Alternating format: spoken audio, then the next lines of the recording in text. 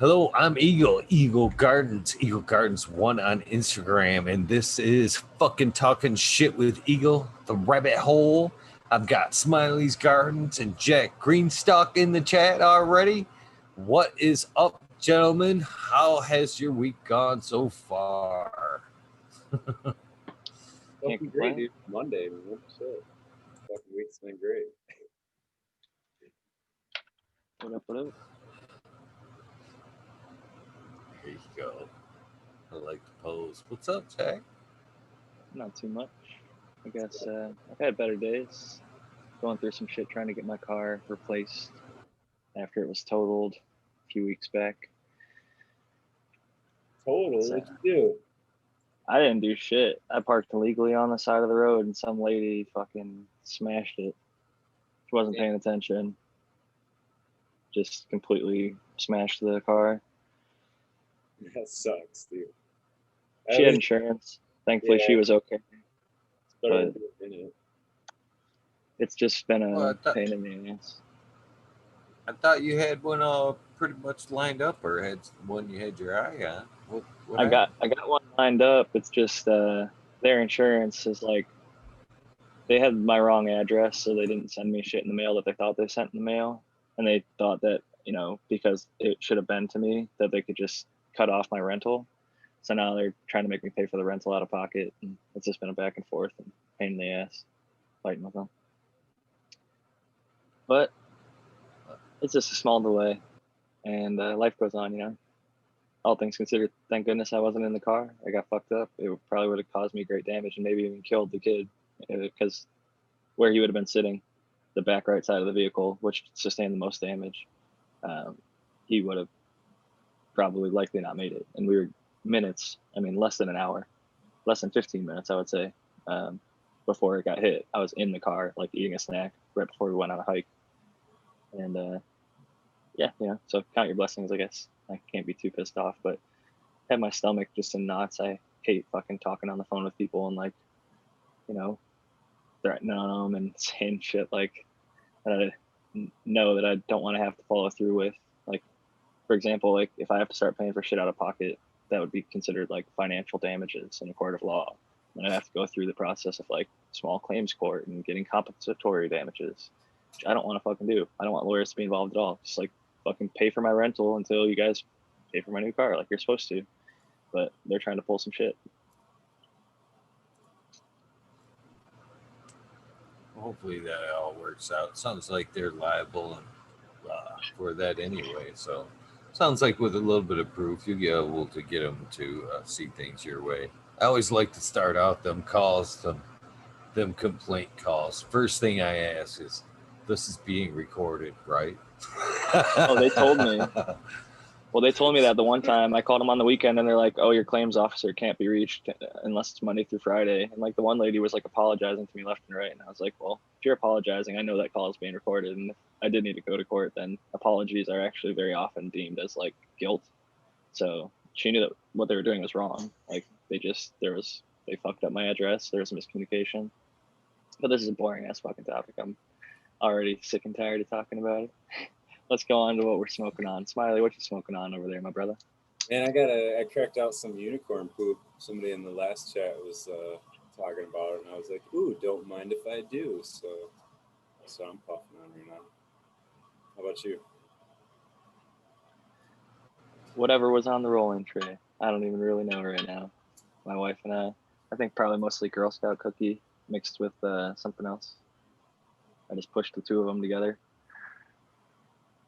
Thinking about what I'm about to grind up next, because I've only got like a bowl left on the tray. So it's gonna be either Doc Holidays or 3 Point Stings. Eagle. Oh, I am smoking on some of that Challenger Deep with me for now. You're gonna have to bear with me for a second. I gotta do some finger work on some Texas here, because actually Mendo Dope's actually in reply talking thing, man. Yeah. I was laughing at chat, teasing my picture anyway, and I have no fucking clue what Grinder is, Dr. Buzz Lightyear, so that joke was lost on me. I'm assuming that's like a Tinder dating app or some shit. I don't know. Making the assumption there.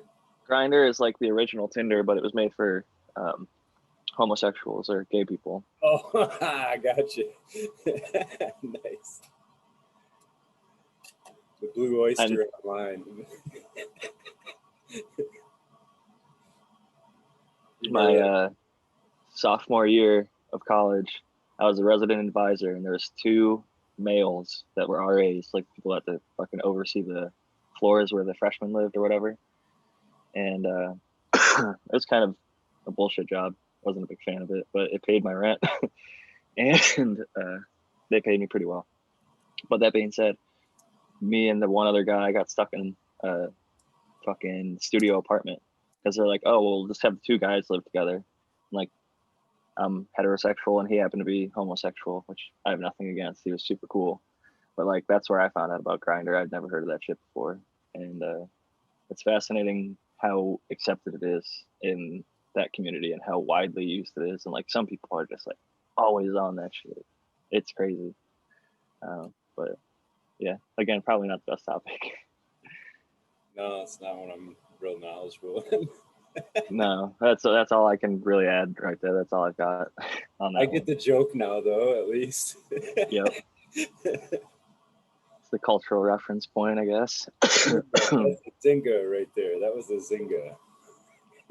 There you go. Oh, shit. Fucking Man, rock. last night was a great one, man. I just wanted to say shout out to Sir El Howe. Shout out to, I think it was Johnny Caniseed, right? Who was in there? I always fuck up like Johnny Caniseed, and there's another one with Johnny something. Yeah. I don't know. What's going on, chat? Devin Shipwreck, W Digger, Ian, DLP, 237. Joni Bell was in. Yeah, Eagles. Joni Bell. I know you were freaking out about Joni Bell being gone for a while, and then I saw him in the chat, and I was like, "Oh my God, Joni's here!" And I like tagged. It's like, Eagles gonna be happy to see you, Joni. I hope you're still here. If not, at least you made it for Brandon's part of the episode, which was a good one. Yeah, it was. Right on. JK Triple G, Johnny Caniseed. I'm just trying not to type these in. It goes faster this way. Sergeant Pepper, Sharati, Weed East, Fresno Nerds. Y'all are kick ass, man. Love hanging out. Ian, Resurrection Prophet. Alright, I think I got it. Is Anthro Sensamia here tonight? Anthro? I haven't seen Intro him. Sensibilia? Sure he is. You know who is in chat that isn't usually in chat that I would love for her to jump in is Miss Nudie Grows. Genevieve Eats Weed is in chat. She told me she was going to watch. She said, she DM'd me. She goes, I'm going to watch tonight. It's Brandon's episode. She even took a nap during the day. She said, so specifically to stay up to watch this show. So big honor. Miss Nudie. Shout out to the Canadian, the baddest, most badass chick in Canada up there, fucking killing it. She is crushing it in the weed game. Anything that comes out of her place is better than any of those other shitty LPs up there because she puts her fucking heart and soul into that shit, just like Brandon Russ does down in Oklahoma. And there's a reason that she moves up the ladder everywhere she goes, real quick. I just got to say that. Miss Nudie is the real fucking deal. Shout out to her. Shout outs. We got big love for Newts over here. She's such a positive person. You know, she's helped so many people. She's like just really encouraging, helping new growers. And I'm just, me personally, I think I can't get enough of seeing women in cannabis. For so long, they were not able to be associated openly because many of them had families, and it was like not to be sexist, but very often the guy was the grower, and then the wife would like, even if she knew about it, she like wouldn't know about it for legal reasons. So if the guy ever got busted, at least the wife could stay with the kids, you know. And now a lot of those people can be involved in the businesses and growing and just out and proud. And not that all women have kids or families or need to. That's not what I'm trying to say. But just many people that I've met in my experience were that way. And now it's cool to see them like actively involved and openly able to show it and be a member of the community. Speaking of which, we need to get Growing with My Fellow Ladies going. I had somebody DMing me about that. They're like, when's that Growing with My Fellow Ladies coming back? So Miss Nudie, if you're here and listening, and Lady Greenstock's in the other room, I'll try and get her to contact some of the other growers that were on that panel and maybe get that going again.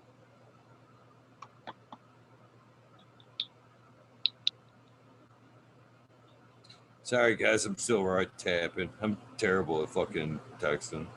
It's okay, man. Hey, Mendo Dope would be a huge one. If you could pull that off and they've replied, we'd be more than happy. I've listened to Weed Nerd probably more times than I can count. I really like roaches and candy wrappers. Fuck, I got a Mendo Dope Curador sitting right next to me. So shout out to motherfucking Mendo Dope. I love their shit, man. 4Gs always get stuck in my head because I do remember. And I think it's happening again. Some people are still getting 4Gs. Some people are getting more than 4Gs for a pound, is what the song is alluding to. Yeah, that'd be fucking pretty badass. I'm really trying to put together something special for his birthday, man. I think that'd be fucking super badass. Fresno, it'd be nice to actually, Fresno nerds, it'd be nice to get you guys on before that episode, but you guys were, weed nerds and friends of subs too. It'd be nice to get you guys on the 29th and let you guys, say your whatever you want to say about Sub on his birthday and a little bit of tribute to him. That'd be fucking badass. Anybody who's got some good shit to say and good experiences. I mean, I'm sure there's plenty of people with other experiences that won't be wanting to come on that night, so they can do their own thing on the 29th, I guess. But I'm really looking forward to. I know it's going to draw a really good crowd. Damn, Smiley. Oh, your camera froze. I was going to say, you got a nice smoke going over there. You got that shit hotboxed. But it just like right when he blew it out. Yeah, dude, I just hold it up. Yeah. It's like, that's why he's on mute over there, just fucking chugging down joints. I wouldn't put it past him. Smiley's beast. When you got grandkids, you gotta fucking puff tough. Yeah, you have to hang out with him again today too. Went to the zoo and seen some fucking giraffes. Realize how big them damn things are, dude. That's a big beast, man. It's a big. Now you know why people say when they're high, real high, they say sometimes I'm higher than giraffe's pussy. That's why. Yeah, because that was about 10 foot in the air. Yep. Exactly. Higher than we can get, right? Most average people. That's like a basketball fucking hoop. Yeah. No, this is a cool little place, man. It's a little wildlife reserve, not far from where I live, right? Grand Rapids, Michigan, or whatever. But it's it was pretty cool little deal. Then it's not like a huge place, so it didn't take all fucking day to go through. You know what I mean? They had a few little things. It was 2-3 hour deal wandering through there, and you got to see some cool shit in your bounce. Yeah, like San Diego Zoo, you'd spend the whole day there and you might not see everything. It's fucking massive.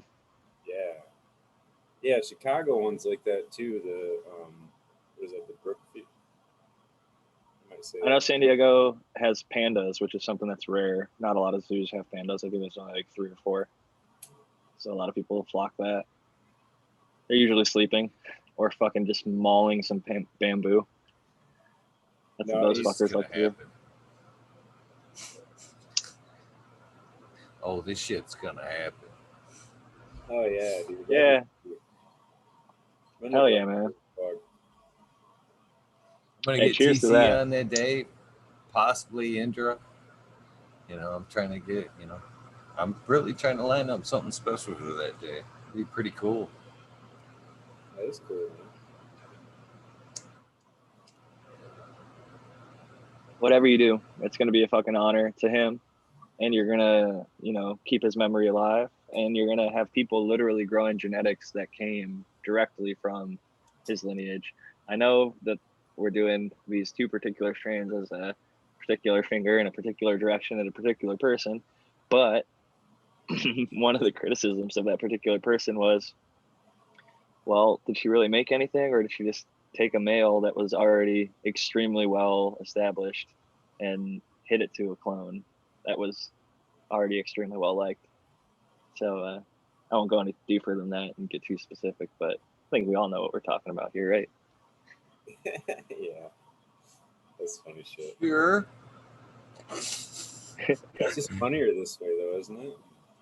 Oh, it's so funny. I can't wait because she might not be freaking out now because she hasn't seen how many of these fucking people are going to be growing it and posting it and all within your fucking community, all using that hashtag. But why would she? You Really, know, I thought really, about. dude, if people are posting that hashtag, why would? I mean, that's just kind of promoting it too. Like, what I the think fuck? she's Yeah, mad. that's what She'll be see. mad that she didn't get a buck off the seed sales. That's why she's going to be pissed off. She's going to So see. what? So what? She is a butthurt Betty. That's what. She likes to get mad over anything and everything. If it was Yeah, a but I cent mean, that it's she could like have free earned, advertising, kind of. If everybody's posting it anyway, you know. that's a positive way of looking at it. I think that's probably the best way of looking at it. It should be looked at like that way. But she's going to look at it as like, oh, that's fucking X amount of seed sales I didn't make. Those Blah, were blah, my blah. seeds, and he gave them away. Yeah, I Even see. though he went and bought them from a breeder who fucking has held the genetics rightfully and has them rightfully. And just because, fucking somebody has a separation, I don't know. It was a whole fucked up deal. Yeah, wrong rabbit hole to go down, huh?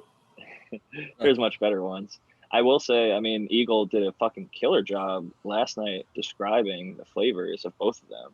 And I know that there's a ton of, you can Google either one of those strains and there's a bunch of information, but I think I really liked your description, Eagle, that you gave. I think it was to Sir Elhow because he was thinking he might have gotten both packs or something. Oh, yeah, he is going to get both packs probably. I think we got That's sweet. Galaxy. Man, I hate it when they don't have names. I think this That's is Green 13. World's Last Hope. Is it Green 13? Oh, maybe it is. Company? No, that is World's Last Hope. I think the Ultra 5G. I think you're right. That's going to be World's Last Hope. We'll see, though. Right? I feel like a drum roll is needed. That's the way to make an entrance right there. I'm going to change mine so it says Galaxy 20 Ultra. Eagle was right. What up, World's Last Hope? That's right. I think Eagle could smell that Donnie Burger through the screen. That's how I knew it was you. He would be. I got a Donnie Burger cross, man. You guys are making me excited wanting to move that up in the line next to Pop. Man, anything GMO, Donnie Burger, Double Burger, any of that lineage comes out amazing. I'm actually super excited for my Dr. Doom's crosses. Napalm OG, Napalm OG on Han Solo Burger. The Napalm is Tahoe Alien on Alien Kush. I took the most Indica Pheno out of 20, and it was just coated all the way out to the leaves completely. Ran a few of them. They're very, very, very, very coated. Yeah, that's cool. Nice. Yum. I'm going to flip the camera around. Oops. Badass. I got a little Donnie Burger here for the chat to look at. Probably won't be the best capture of it, but at least gives you an idea. Now, do those go like 10 weeks, 11 weeks? They go a little deeper? No, this is like 9, 10. That's the one Depends thing on I the really pheno. like about. That's one thing I really liked about the Donnie Burger is it actually shortened the flower time on the GMO. Huh. Yep. That's the best part, in my opinion. Is that there's some legitimate fucking fire 9-week phenos, and they produce well. They smell amazing. And honestly, I got so ripped the other night off one motherfucking bong rip of this shit. And I was smoking other stuff. I was taking RSO, but that one hit, I like had to leave the bong for probably 25, 30 minutes. I was so fucking toasted. Yeah, that Dr. Doom, I'm super excited for because that Napalm OG was done like week 8. Like you could have definitely pulled a week 7, and then the Han Solo was just coated to fuck. So like crossing those two together, all the offspring is just like short finishers, little squat guys, but they're just gassy. Yeah, there's definitely some gas in that Donnie. Donnie, the pheno that I've got over here in my buddy's garden, is like garlic, gas, like funk, just beautiful smoke. I love it. So funny. I used to run a monkey paw back in the day, Vietnamese black on Nepalese highlands, and we used to describe that one as 70s funk. Like it's just like Kush funk, but just got its own funk to it. It's weird. Yeah, there's certain stuff that is definitely like when I think 70s funk, I think of Afghans, but there's so many different funks. I love the funkier stuff, OGs, chems, and all the lineages of those types of things. Still talking in Chad's ear. What do you think, everybody? Should we go 3-point stance, which is the Black Triangle GMO Mac, or should we go Doc Holidays? I'm about to grind up some bud. Either What's the way, chat you're gonna vote? be fire. Doc. I'm actually stoked. I got a bunch of my garlic breath from a buddy of mine, and I was expecting it to be the Critical Hog on ChemDB X2, and found out it was garlic GMO on Mendo Breath F2. I'm like, fuck yeah, dude! I'm running the fuck out of GMO anyways. GMO everything, so sweet. Seems like a lot of people are running GMOs. It's the hot. I think that'll be like they always talk about ice cream cake being the next one, but it's maybe GMO's already passed, but it seems like that's talked about more than ice cream cake. GMO's been around for a long time. That's what a lot of people don't realize is GMO's been around for a while. That cut has been floating around, I want to say, since like 2000. 4 or 5 years. I want to say that Skunk Master Flex found it in like 2013 or 2014, but somebody correct me on Google because Sequence talked about it and he thought it was like 2008, but I was like, no, that's like when fucking Cookies was just coming out. But Yeah, I think Cookies, I'm pretty sure it was 2012. My dates could be off on that, but I know when I looked this up, I think the last time GMO's been around for a while. It just didn't get out super quick. And being a long flowering plant, I think a lot of people are a little skeptical when they hear it's going to take them 78, 80 days to finish it. So nothing fancy, just got the amber ball jars. We got our 3-point stance and our Doc Holidays. Eagle, can you see the chat? What are the people saying? Did anybody vote? I guess I could give the lineage. Doc Holidays is Huckleberry Cookies to Hellfire OG. And 3-point stance is Black Triangle to GMO Mac. But Eagle, you're on mute over there. I can't hear you. Figures. I need to get a quarter jar for that shit. I swear, man. Yeah, you do. They're pretty much saying doc. All right. What I'm seeing. Good. Sounds good to me. Got a bud I'm already working on in this jar. Work from the bottom up to the tip. Chief Manager says we can have a Fix My Computer show. Have chat help me fix my computer. Going back to ice cream cake, though, honestly, like I'm smoking flour of it right now. I've got a cut of it. I'm getting ready to flour it out. Like I have triangle, I have wedding cake, and I have ice cream cake, and they're all gonna get ran together. So actually, I also have gelato 33. So the only thing I'm missing is animal mints. But out of all those, like TK is probably still my favorite. I prefer the Black Triangle over wedding cake. Like I've already grown wedding cake a few times. Ice cream cake seems like it just tastes good. Like, well, it's not like, does not have the flavor of triangle or wedding cake. Like it's not even close to as potent. It has the hint of it, but it's not as potent. But it's all strong weed, which is good. It all hits about the same way triangle does. It hits you right in the eyes. So I mean, it's good weed, but it's not like, I don't know if it's going to be like the new like fire. Like let's put it this way. I would prefer GMO over ice cream cake or Donny Burger over wedding cake or ice cream cake. Like the wedding cake is good. It looks good. Smoke's decent, but it's not like holy flying fuck, this is the best weed in the world. Wedding cake, the one thing it's got really, really going for it, in my opinion, is the test insanely high. Well, triangle tests like anybody grows triangle at all. It tests over 30%.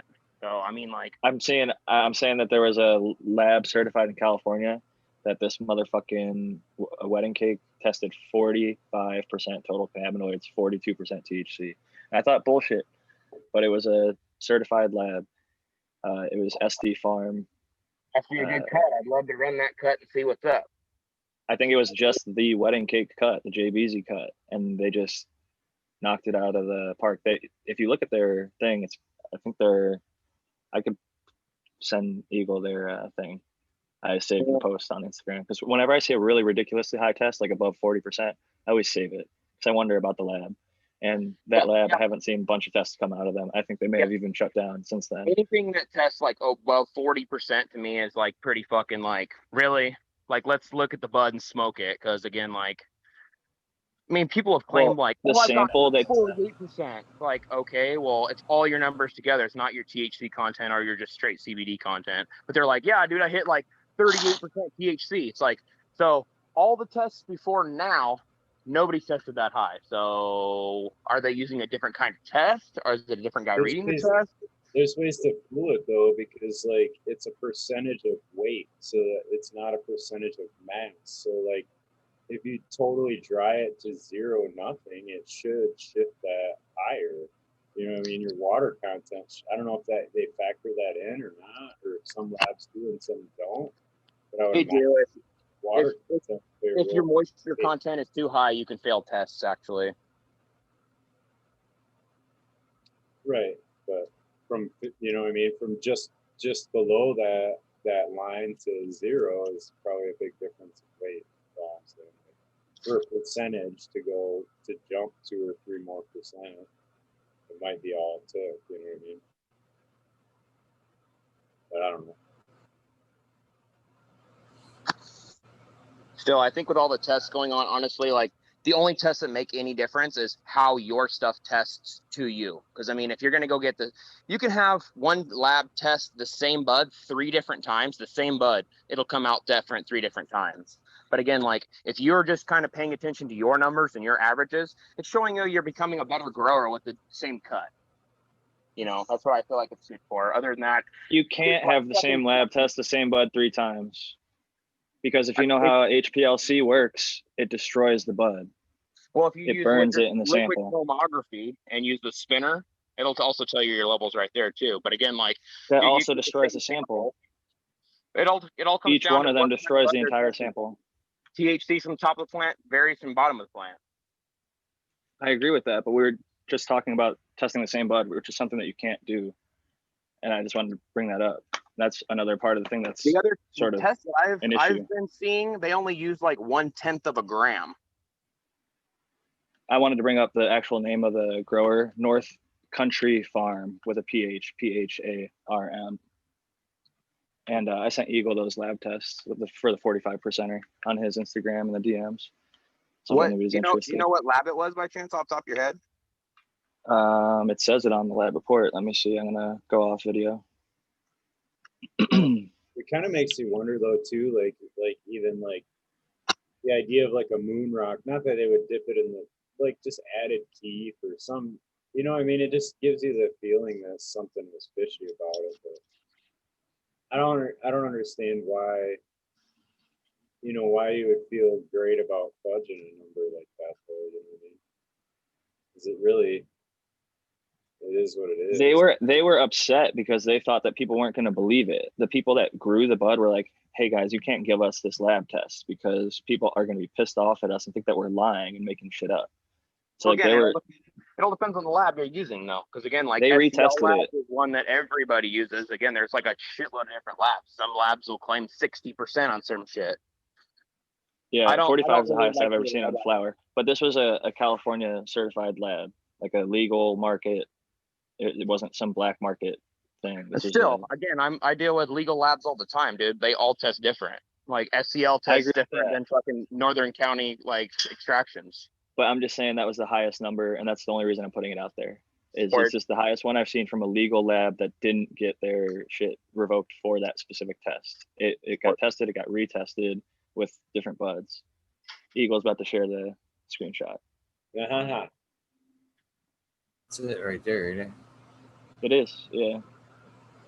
It's kind of hard to see, but it does say it's like 38% THC, 45% total cannabinoids. I misremembered the amounts. Yeah, that's fucking crazy, man.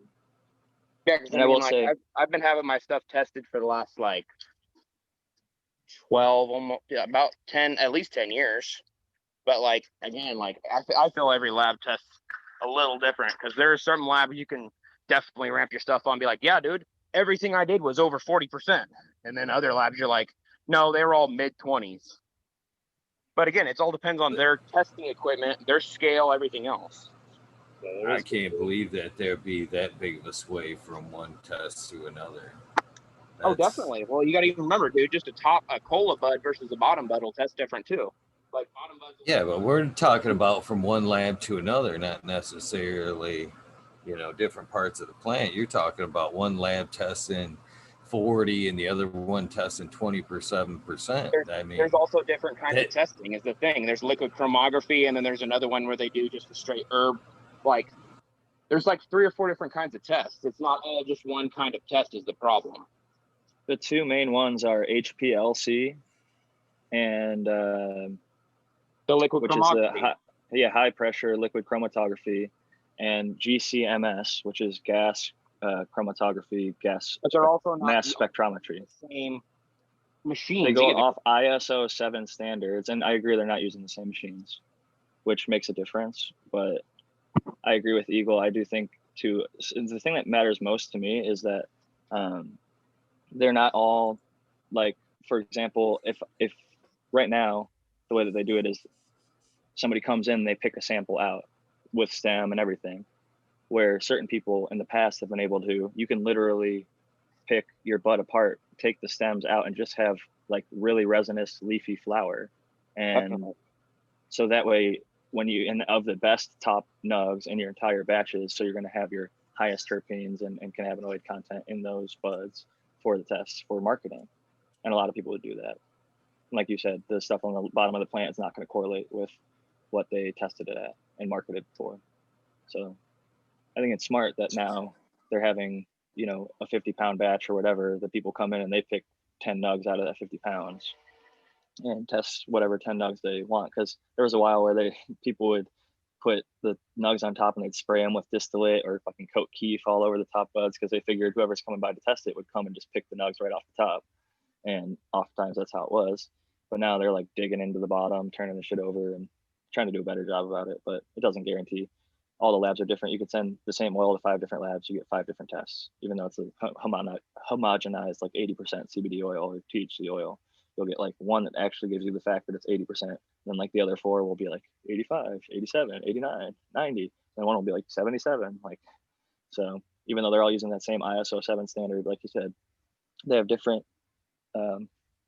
If I bought like the iPhone 1 and you've got the iPhone 10, your camera is going to be better than mine. Your camera's going to take a better picture. So it'll document the bud better than the cheaper device. I just refuse to believe, since like, let's say here in Michigan, and I'm a grower and I'm dealing with the market here. I can't believe, since it's a state, I'm dealing with a state matrix there, that there could be that big of a sway from testing to testing. I can't believe the state of Michigan would allow for that. You know what I mean? It should be the same. If California, it's been that way for a long, long time. For real. Like again, that's why it's really worth having. I shouldn't be able to all your stuff. I shouldn't be able to go once I walk in with my tags. I shouldn't be able to walk in with my tags because they should be tagged. You know what I mean? Walk into a testing place and they upload my results, my testing to the state with my tag number, and test it at 28%. There's no way I should be able to take that tag number down the street to another fucking testing facility and go, okay, now this same plant is testing for 40. Ha! I'm gonna sell it for 40. I can't believe that even in California, the place where this has been going on probably the longest, that they're allowing that to happen. Well, There's got to again, be some other kind of checks certain and balances here. certain labs test for different things. Certain labs run different kinds of tests. So like you might pass at one place and then other same kind of buds fucking passes at a different co-op. Like it's But dude, we used to straight up like go to a dispensary, get one thing but tested, we're get it tested again, the same strain, and then go to the other dispensary where they had a different lab, get that tested, and compare results for our average. but straight out, we're talking about terpene content. That's the only thing we're talking about testing. I mean, isn't I that want what to we say were talking this. about? How it could be It from was a 22 what? pound sample. Sorry, I wanted to jump in and cut you off. Out of a 22-pound sample, they used 36 grams that was selected by the lab, and it was tested multiple times. So it does actually give a little bit more credibility to that wedding cake testing extremely high. And they ran those tests multiple times with multiple different nugs because it takes about a gram to test. So they ran those 36 grams over and over and over. And the number that they put out and gave was based on a larger sample than I initially thought. And I remember when I initially looked into that, the reason that I even saved that one is because I felt like there was some legitimacy behind that one. I've seen people claim higher and more astronomical things, but that one actually had a lab that was certified, and they had, it was in within the last year or two since Prop 64, which a lot of people dislike, but it created much higher standards than have ever been upheld on cannabis before anywhere else, like including California. Prop 215, the medical days, we didn't have testing mandated. Some people would do it out of the goodness of their heart or basically to show off how good their stuff was, but it was not a requirement. So, But you got to remember too, in California, a lot of bigger crops.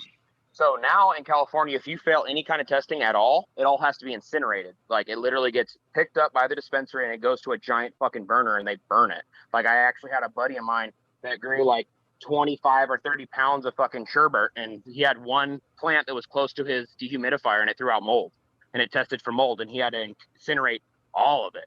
Most big farms will do multiple strains, but they want to be like 50 pounds of this, 100 pounds of this, 150 pounds of this. So most times they will only test it one time. If it passes, they're like, thank fucking God. Because if it comes up bad, dude, they have to burn 150 fucking pounds.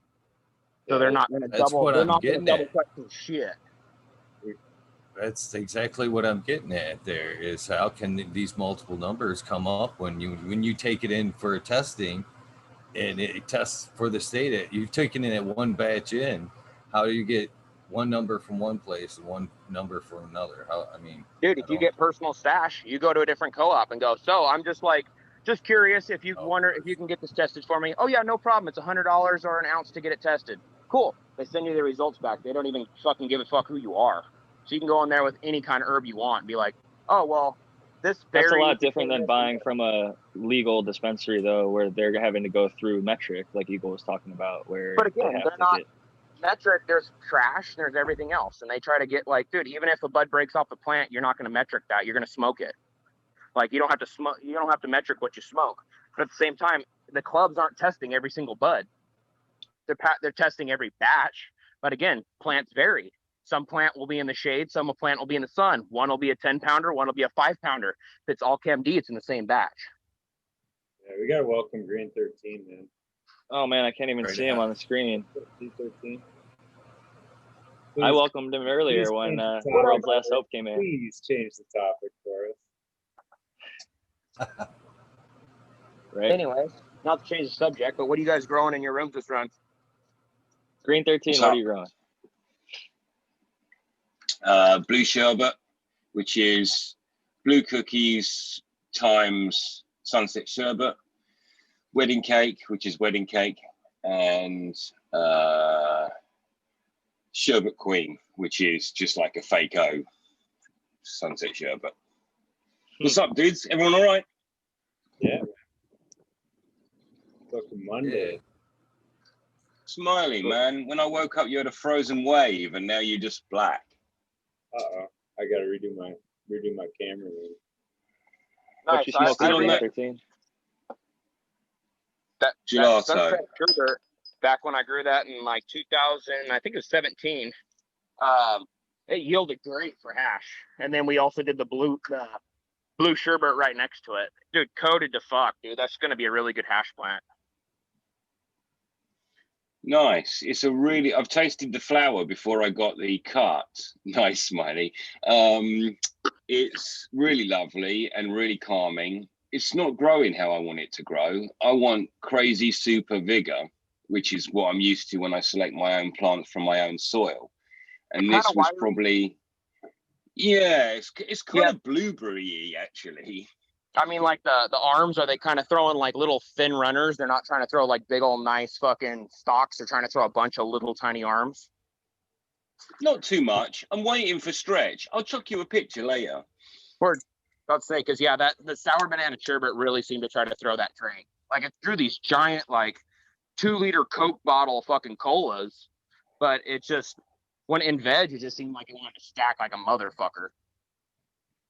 I'm expecting a cookies plant. I'm expecting something with little grenades. There you go. 4 Yeah, inches. that'll be a good cross to run. That'll be really interesting. And grenades. That's a Yeah, 9 throws. little baddies. Just 1 minute till tab song. What? 1 minute. Jesus Christ! 1 minute. Is Yeah, just 1 minute till tab song. I still Well, sound it's hoarse from 2:20. waking up. Yeah. You don't have to join in. G13. No, you really do. You guys are getting flipped into flower in the next few days. They're mainly GMO crosses. Hella fucking stretchy.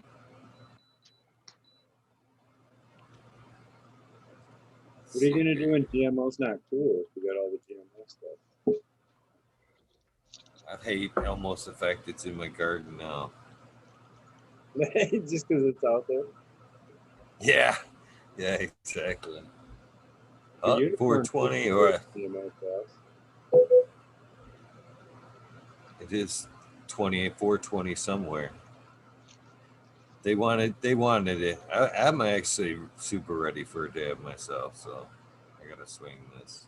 I'm almost there. Be patient. All right. Shit. There you go. One dab song for you. I think it was Light It Up Again, Tim, maybe. Evan's asking. Dab Goblin. Aldridge. What's up, guys? That grease monkey Yeah, was it another was. fun one. I was mentioning that one in the chat. I drew like 75 of those last year. They're fun. They're good. Yeah, they're real fucking strong.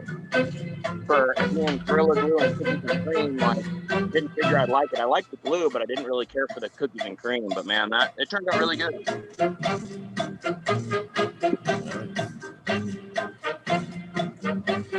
What are you guys dabbing on? Anybody? Same old, same old. This is bubblegum breath from Smoke the Bear. So we are getting that Nice. I got a little bit of sweet tea from Canalicious. Been pretty good so far. It was the best out of what I got, that's for damn sure. And you got some tea? I got. Yeah. Nice, dude. I have Or no, sweet not tooth sweet tea. Sweet tea. Sweet tea. Oh, okay, I was about to say, man, I haven't had sweet tooth in like fucking 10 years. No, it's Breeder Steve. Yeah. Shit, Yeah, he was just on the other night. Him and that grapefruit indica. Hell yeah. Yeah, he was just on the show the other night. What's love for Breeder Steve? He's fucking funny, dude.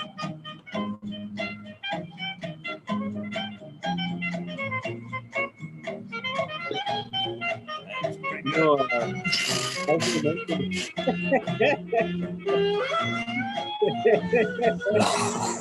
coming in hot, he goes. I did too.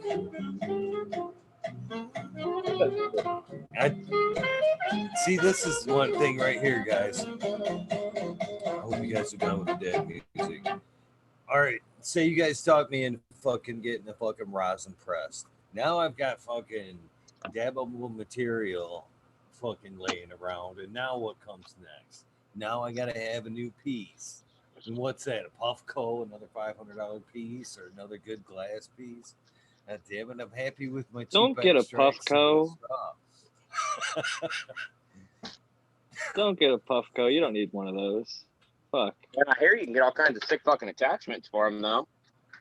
There's cheaper ones that are even better. Like the Focus V card is like $100 less, and it works just as well, and it doesn't break as often. The trick is if you use one of those things, take small dabs. People don't take these giant ass globs. Those things aren't designed for that. You're gonna fuck up your atomizer. So if you want to break your Puffco 35 times over, like everybody I know that gets one of them does, then yeah, take giant dabs and then break your atomizer and then get butt hurt while you have to wait for it to be shipped and get a new one. But take tiny ass dabs with those things, like the tiniest, an actual dab, like a small little dab of concentrate in there. Otherwise, you're gonna fucking gunk out your atomizers. I've seen way too many people do it. That's why I personally haven't invested in one of those. You can get yourself an e-nail for like under $200 with a rig. What is it? Gimbo? Let me see here. I got one right here. You can get for $89.99. GIM.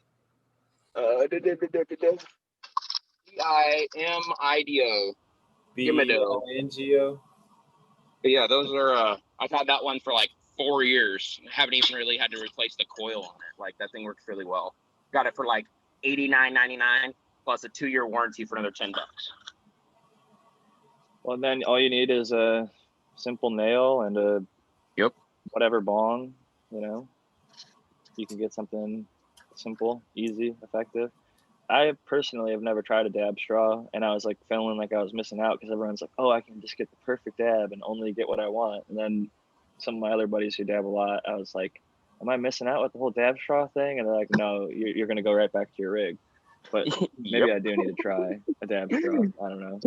Totally did that too. The nectar collector. Yeah, did you try one? Oh yeah, yeah. When they first came out, they were like it's all about the banger. $65, $85. Now they're like 20. I think it's all about this. I think it's about a great big 30 mil banger. And that is the best dab you can get, I reckon, because there's so much surface area, but also you'll see all the alcohol, so all the esters and stuff sit on the walls. You'll never see it on a smaller banger, but it looks like a red wine glass when you use it, because it all up the side you'll get alcohol which can fall back down and be revaporized. It makes a big difference. It costs a fucking lot of money. What is super dope about that size of banger, they make one of those that has a little tiny chamber right below the bottom of it that actually has a white stone in it that you heat that fucker up and it's red and it'll change colors to see where your dab fucking wants to sit. Those are sick. I'm a bit scared of that though. I've seen ones that melt, and it has like there's like a little like kind of like jagged glass that's kind of perforated that it can barely slowly go through, and it like melts down through that, and then it gets recycled back right on top of the hot part, and it like melts. Yeah. There's some you got one of the recycler fucking nails. Those are dope. Yeah, there's some amazing. Totally cool, but I don't want the recycle. I don't want it back. When it's been through, you can have it now. It still looks beautiful. Like when I see the people doing those little like dab shots of like the functional piece where it's not like them like look at me taking a rip, where it's just like a close-up on the nail and it's like the really melty fucking resin just vaporizing off. I think that shit looks beautiful sometimes. My light's dying on me over here. Gotta plug the shit in. So and I really want to get a couple of those fucking what are they, the those balls you throw in your fucking nail that spin? Those things are sick. See, I'm mixed feelings about those because they keep the heat, and when I tried them in the past, I'm not the biggest fan. I just feel like I get a cleaner rip without the little ball. I think the balls were. So this little ball, it changes the temperature. This one is silicon carbide. So I've also got some actual cultured ruby ones, which are super cool as well. They're a bit smaller. And it does really act as like the opposite of a heat sink. It keeps the whole thing hotter longer, and it totally changes your banger. Like, you've got to get used to it being in there. All your numbers will be different with that thing in there. It's much hotter. Funny story. The other night I was in my bedroom doing a dab because my rig was up there because I was doing work in this room. And so I did a dab, and then inadvertently, the little ball, I dropped it out of the banger onto the carpet, and they're raging hot. And it will immediately put a hole in my beautiful wife's pink carpet in our bedroom. So what did I do? First of all, I picked it up and burnt both tips of my fingers. Aloe dealt with that. But here was the stoner brainwave. It was a beautiful thing, guys. I got down and I flicked the ball straight to the back of the door, because behind the door, there's that strip of carpet that's absolutely perfect that nobody has ever seen. Because it's behind the door and the door's open against the wall always.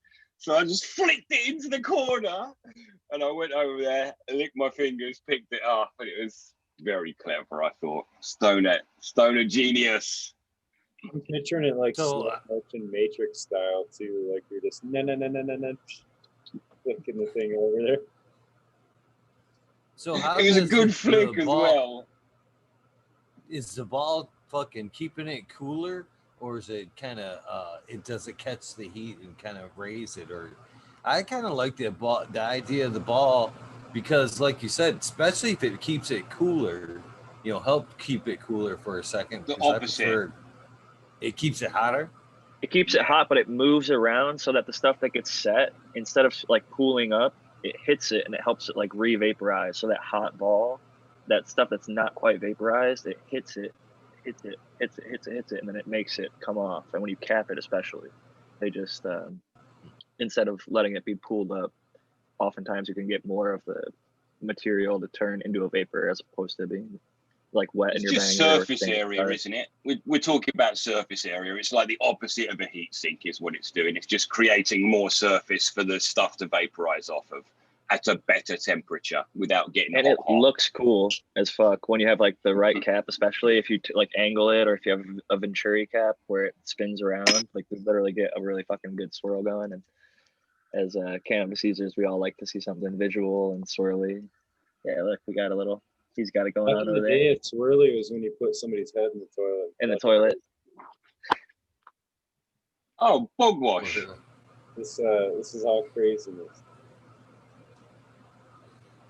So, do you think that it's keeping the flavor up by, like when he said, you could see the esters and the different chemicals climbing up the side of the banger there? You think the ball helps keep that more in check as it's being evaporated, keep it a little bit even?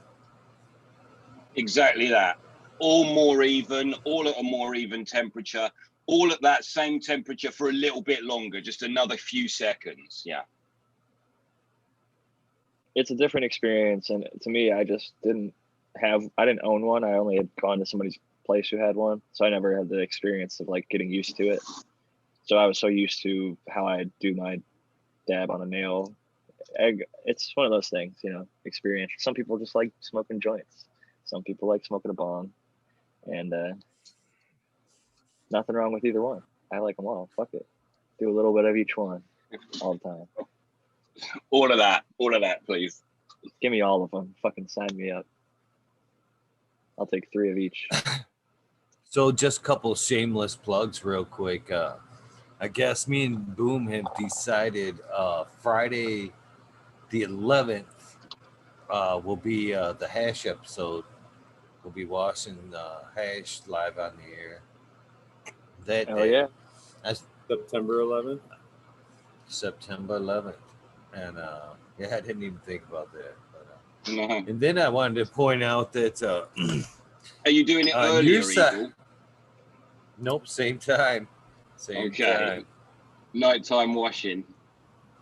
Yeah, it's what, 5 hours? That's plenty of time for a good wash, couple of washes. Usually about how long it takes my ass. Fuck. It's an elbow grease effort. That's for sure. I am super looking forward to it. And I wanted to point out that I talked to some of your lads across the pond there, and the GR community videos will be on next week. Hell yeah. come in, That's what's up. at least one or two of them. Nah, maybe not all of them, but at least a couple of them. Maybe one, G- two. I'll be happy with what I GMO, get. Kino, probably. Yeah, GMO for sure, for sure. But whoever tells along, it's gonna be cool. I've been on their show actually. They're fucking rad. They're a good bunch. They've got their own community going. You know, Jack. You know, I was almost on your show. Do you know that? You've been on many of shows. You're like Spartan. You're gonna be like Spartan No. Grown. You're on EO. No, no. I mean, seriously, I was. Shane approached me back in, I think it was like January or February, something like that. It could have been a little bit before that, about hopping on, and I was like, I'm about. I was right when I was like, I'm about done with this shit completely, dude. I'm about ready to fucking. He's probably. I've often wondered if he's like caught the show and fucking went, that motherfucker. He told me he had enough of that shit. He was done with it. But he definitely at one point had invited me to take part on that. I always forget to leave that shit out. Oh, I believe it, was and the that shame close. is so many of those individual episodes, just like how we do the fucking talking shit with Eagle over here, where people have their solo episode, and that we only really have the panel episodes up on the Cheap Homegrown now. There used to be a bunch of episodes of like I came on myself twice alone. Skillbo came on a few times with me and just him and Shane, and like there were small groups. He had the founder of Normal came on. He had like the Chicago Cubs doctor came on. Like there's a bunch of individuals and all the people that were on the panel.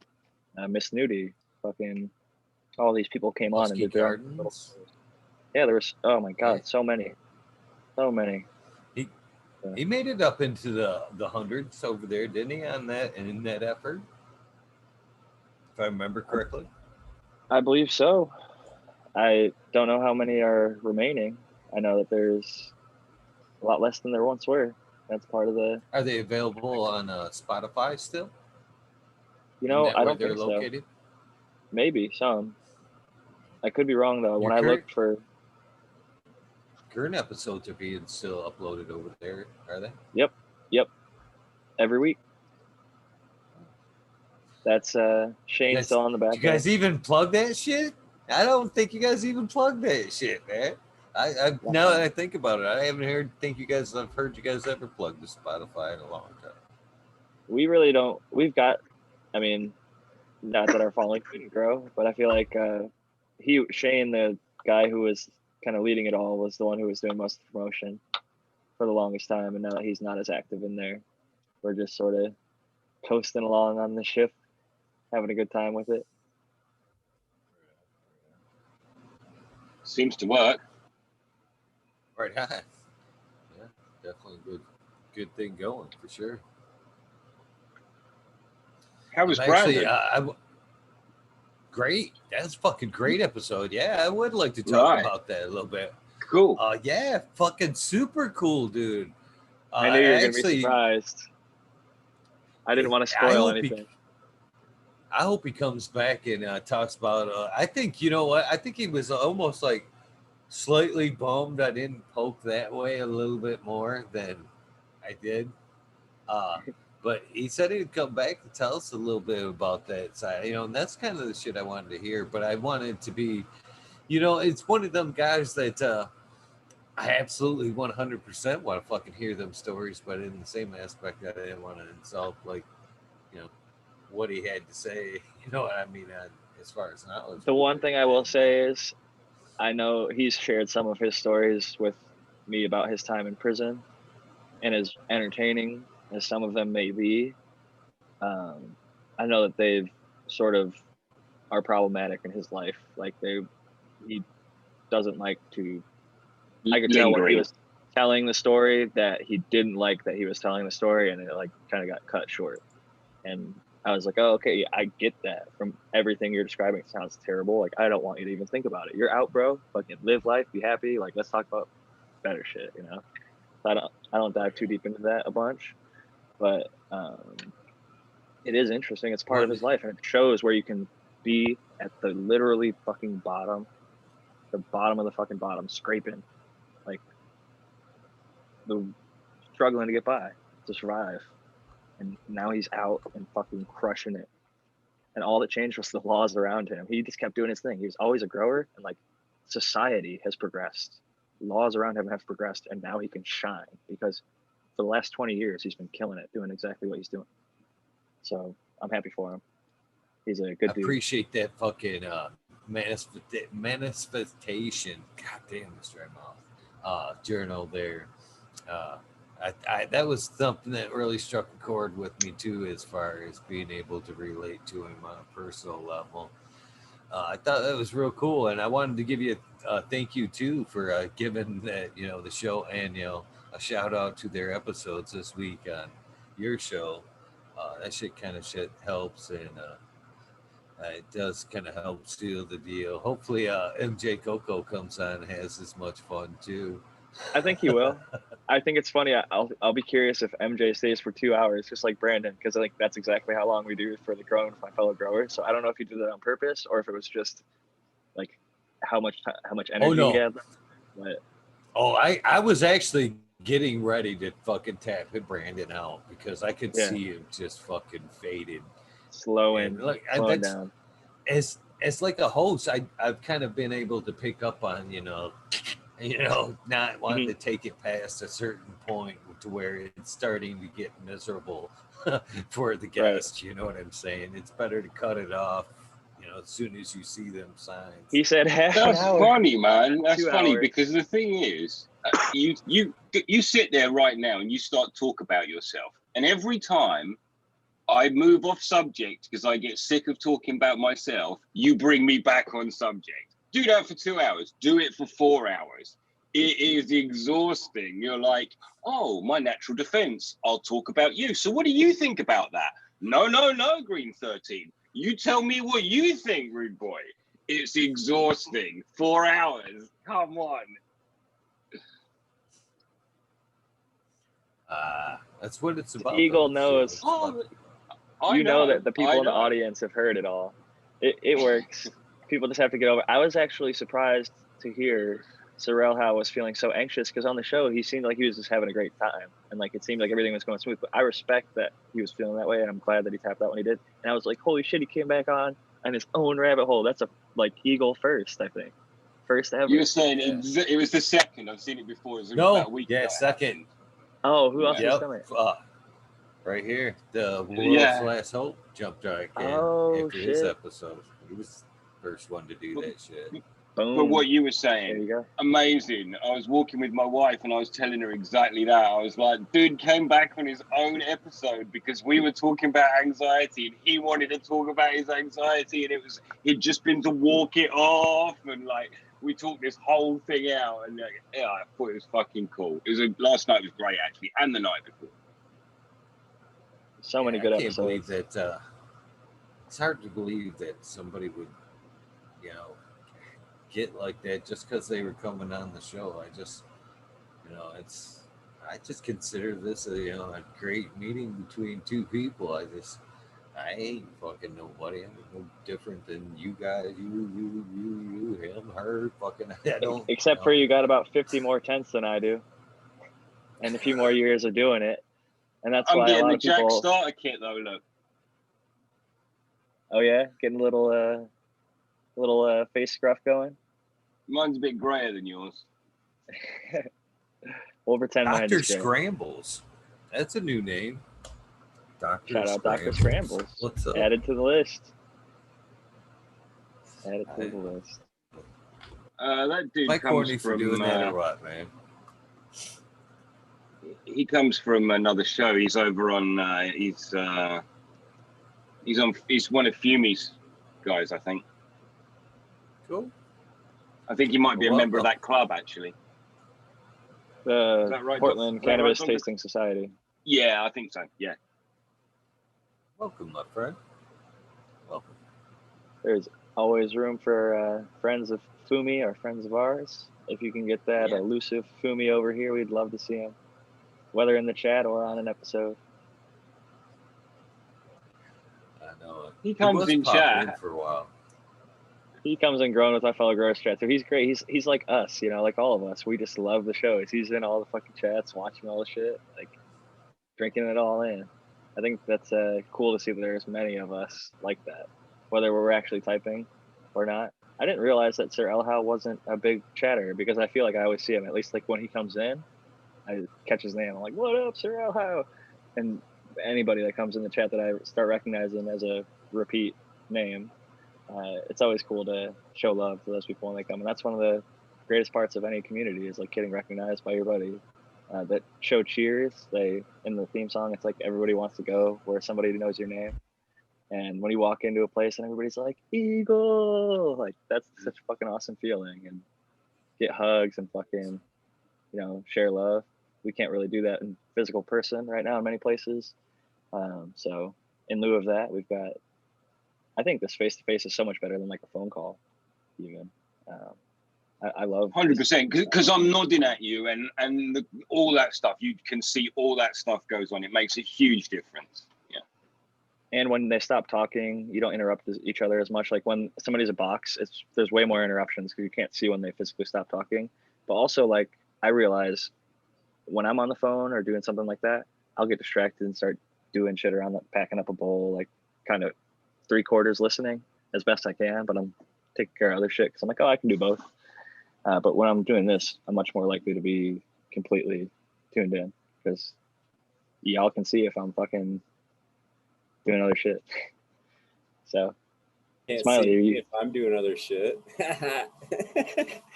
except for with my spy cameras that I planted in your house. Yeah. Shit. Jack's the one that hijacked your camera. It's always on. Right. Yeah, mine plays perfectly smooth all the time. That might have been Mrs. Greenstock.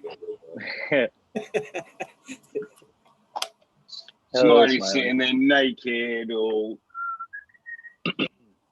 Well, she pays monthly subscription, so I can't let her down, man. The OnlyFans. It's I think it's Hot Grandpa 85 or something. Yeah, something. Fans only. Oh, don't do Smiley's, that. That is totally. Smiley's got a it's totally a joke. fucking fans only. We're Smiley's just trolling fans everybody. only page. And nothing against anybody who has the OnlyFans. I'm gonna be getting DMs like, is that serious? Can I get the Smiley OnlyFans? How much is it per month? Right. No, it's just a joke. Cosplay with Smiley on his fucking in his deer outfit, Dressing up as a giraffe. Yeah. All the animals he mentioned from the zoo. Now Smiley has to do a calendar. Well, how much money are we talking? I don't know, man. Maybe I will. Okay. Hey, that one actress supposedly made like $1 million in a day. Bella Thorne, I think, is her name. Oh yeah, chicks make mad moves for Playboy. Sorry. It's fucking funny shit. When did What'd the you say, fucking World's Last fan- Hope? Oh, I saw that headline too. They ended up putting like a cap on that site because she made too much money in one day or something like that.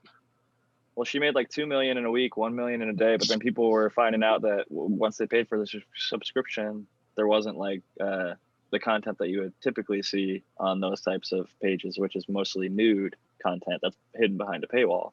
And I think most of her stuff was like in bra or whatever. It wasn't full nude, which a lot of people were expecting. Right. So, As you would be expecting. Wait, you what? that's called the old bait and switch. But hey, OnlyFans has like people that work out. It can be anything you like on this there. leg? You like this leg? You want to pay some more money? You want me to take this leg away? Okay, here's the leg back. You gave me another $5.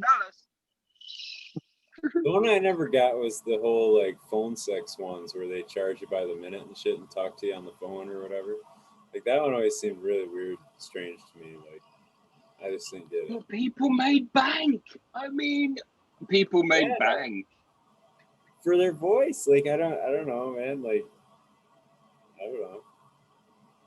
I honestly, in reality, I guess I feel the same way about strip clubs. Oh, right, I can look at you, but I can't touch you, and I got to pay? Huh? I've always hated them personally. Yeah, you walk out less $200 and fucking have blue balls. Like it's. I've only been to Yeah. like 2 or 3, and I've just like never.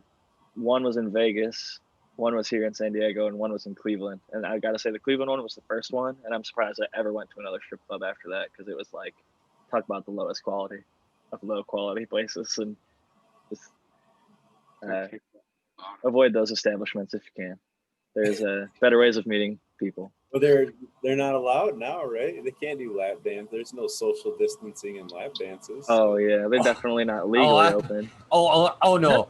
I'm sure somewhere there's a bar that they've got, like, you know, that like the restaurant, the 3-foot wide restaurant, fucking plastic that they're probably pulling up and fucking dancing in front of and shit as a barrier. And I'm sure there's somebody still flipping dollars at that shit. Hell yeah! He comes up They with a just full rip on spring suit with a mask on. We've truly gone rabbit hole now, boys. Oh man. You know, they're just ripping it off and just fucking pulling up another one in between customers. Next, it's fucking another plastic wall. It'd be It's so happening fucking somewhere. weird, dude. That would be so weird. I wouldn't even want to go. That'd be weird. I've never Probably personally wearing a mask too. Yeah. understood paying for any How's of that that? kind of stuff online or in person. You can get it for free if you know what you're doing. Hopefully. And I've been my girl for Hopefully. 15 years, so It's never free, Jack. It is. You never. I'm thinking you don't. I mean, I guess you just don't know. It's never free. It's never free. Nothing in life's free, right? Your time is money. Time's I'll valuable. say So that. spending your time, that's the most important thing, right? So you should invest it with somebody good. I'm recently married. Shout out to Lady Greenstock. Love her very much. Yeah, we got And, the newlywed on. 420. Happy 420. Oh yeah, I thought I was looking at the time, but you're talking about the date, my anniversary. I won't forget that one. Don't need to get it engraved Yeah. in the ringer. I've been with my girl 2020. 25 plus years, and I do not know when my wedding anniversary is. It ain't on 420. I know that. Oh, that's great. Yeah.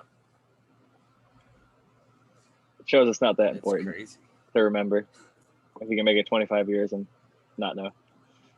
It's more than that, and it doesn't matter at all. We 100% got married for the party. The party went off, and when it is traditional that you leave, if you don't leave, some of the older guests won't leave until you leave. So at 1 o'clock in the morning, we left and went to a hotel. We came back at lunchtime the following day, and our guests were still raging in the fucking. We never should have left, man. Fuck. There was champagne getting popped. People were on the tables. Fuck. Never should have left. But you gotta man. leave. You're told to leave, and we pushed it back an hour. Sounds like you had a real rager. We had a COVID wedding. It was just me and my wife, Man. the officiant, and my best friend and her best friend as witnesses. We're gonna do a proper ceremony when the family can all travel. There's some beauty to that as well. You had that personal moment, and now you can have a party or a gathering. You know. Yeah, it was at the place above where I proposed to her at the beach, kind of local where we're at, and it was beautiful view, nice day. I'm very happy. I was gonna say, like, I'm not gonna let this shit prevent us from getting married, you know, whether our families can make it or not. I was like, fuck it. If it was as bad as they were hyping, and we didn't make it through for some reason, God forbid, I was like, fuck it. We're just gonna go through with this shit. We love each other. We've got each other. That's all that really matters, right? We fill out the paperwork and send it in. So American one's got to jump in and tell us a pretty good stripper story. oh God, let's hear it. Tao, Yeah, I need to hear come on, it. Tao, get in here. I know. You know what's funny is I was just appreciating chat myself. I don't know if I should be saying names, but I'll just be like, I'll abbreviate here.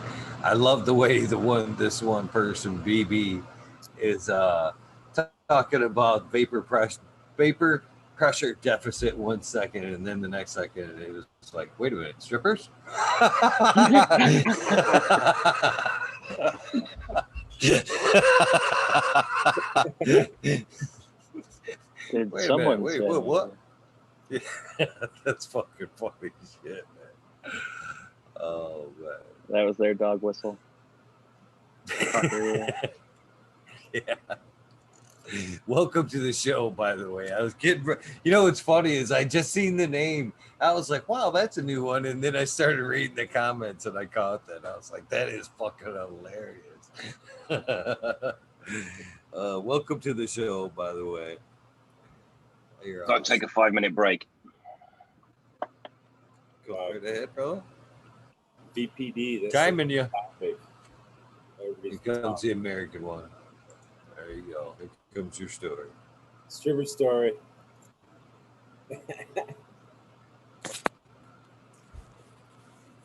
What's up, boys? What's up, man? Going? How you doing, bro? Still alive. That's good. Not sure if I'm ready for it, but let's hear it. No, it's, you know what? Now that I think about it, it's really not that crazy. But at the time, it was really crazy because so me and my buddy from high school, we used to, ditch school and go to the beach and shit and hang out and do all crazy shit. Well, anyway, we decided we're gonna go to Fort Lauderdale for spring break, and we got the tickets and everything, and we booked the hotel. So we would go out to celebrate. We went to the strip club, and we weren't even out of high school yet. And so we're there, having fun, whatever. And this chick's like hanging out and talking with us. She's like, yo, I'm getting off soon. You guys want to give me a ride home? So the buddy that I was with was really shy. He was like, not like me at all. And I was like, hell yeah, we'll give you a ride. But he had the car and he was driving. So we get ready to leave. She comes with us. She's like, yeah, let's go to McDonald's. So we went to McDonald's, and then she's like, yeah, take me back to my place. She was staying at a hotel. And basically I got the shaft, and my buddy went and was with her the whole entire night. So I go back to school on Monday. The kid's nowhere to be seen. He didn't come back to school for like 2 weeks because he was so freaked out. And that's basically the whole story.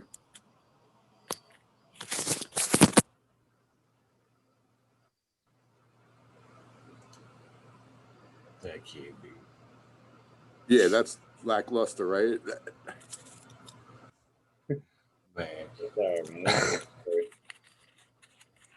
I'm trying to read VPD to do a debate on VPD. Low VPD is the goal. That's high humidity. High VPD is low humidity. Just vapor pressure deficit. So like drier it is, the higher it is. Right? I've got just. Okay. Sorry. Smiley's trying to reel us in. I'm fucking throwing the line back out. Throw the line out. Shit, I was just trying to catch up. No. I just seen. Yeah. He's like, I just see who's in chat. Yo, Smiley, you want to keep it. I think you want to keep it a little wetter. Like, I don't know if it's high or low VPD, but if whatever the temperature you're at, I think it's all right to have it a little wetter during veg and try and get it drier as flower goes by. And by the end, maybe be a little on the dry side on that flowering point is what I think would be best. But I have no scientific basis of that other than, what I think, really. Well, no, I'm just making the point. Vapor pressure deficit is always a factor, whether it's dry, hot, cold, whatever. There's always a vapor pressure, and if it's drier, that's a higher pressure on the leaf. You know what I'm saying? It's trying to pull moisture out of the leaf more. Like even if like you're saying, even if there's 10% or 1% humidity, there's a VPD. It's just not a great VPD. VPD is like a score. Like an ideal one is like a 1.4, 1.5, or whatever. If it's in range, if it's like 82 and 62% humidity or something like that. Yeah, and you're in like the ideal zone is that like Tao was saying is a higher humidity and a higher temperature like that is where like all the charts will show a zone there. But all I was trying to say is that there was a comment made in chat that it was a higher VPD, but a higher VPD is a drier environment. That's all I was getting at. So that's when you have the higher pressure. Seemed like that higher pressure would come with the more moistness. How come it's not like that? How come the dryer comes with the more higher pressure? Yeah, because it's trying to draw the moisture out of the leaf at a faster rate. I think.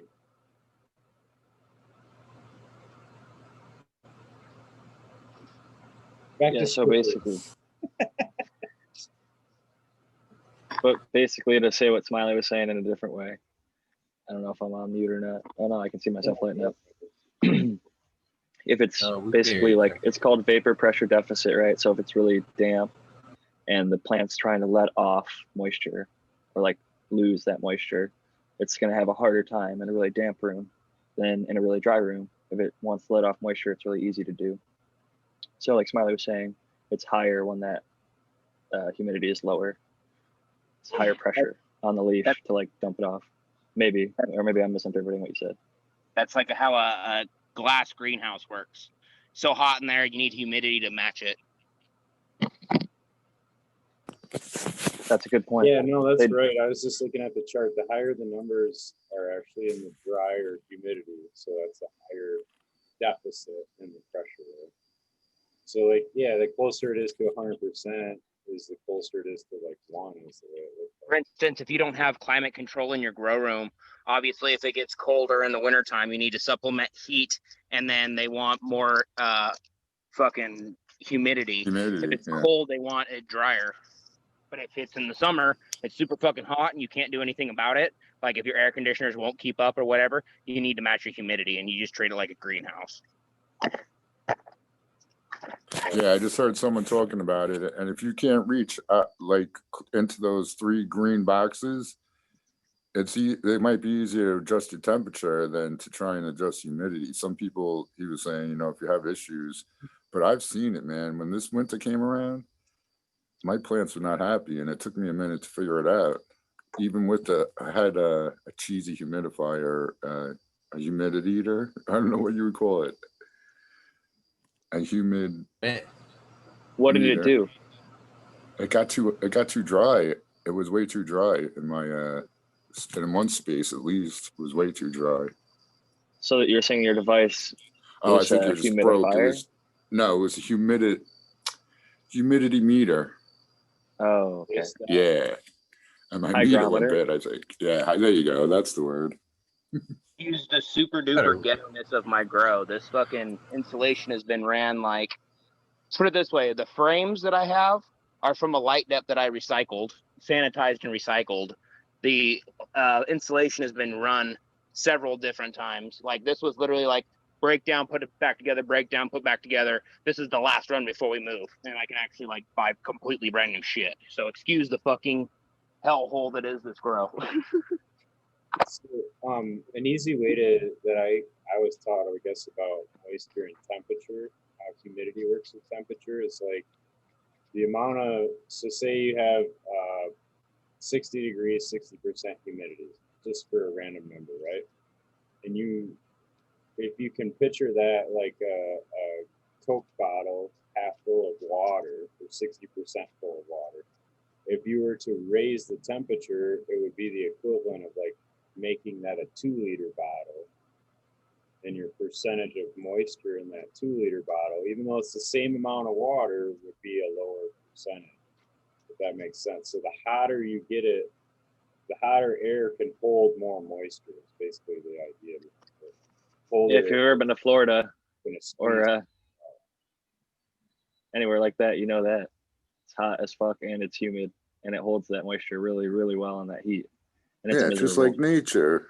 That's pretty much it's nature. If it's hot, it's humid. If it's cold, the air can't hold the moisture. So you're trying to match nature pretty much. Yeah. And that, like in the winter, that's why like when your heat goes on, it gets really dry as fuck in the house, because the colder the air is outside, and then you're taking that cold air that's gonna have whatever humidity, even if it's 50%, and you heat it up, it's not, now it's 30% humidity with the same moisture in the hotter air. So That's just kind of a basic idea of how to think of it.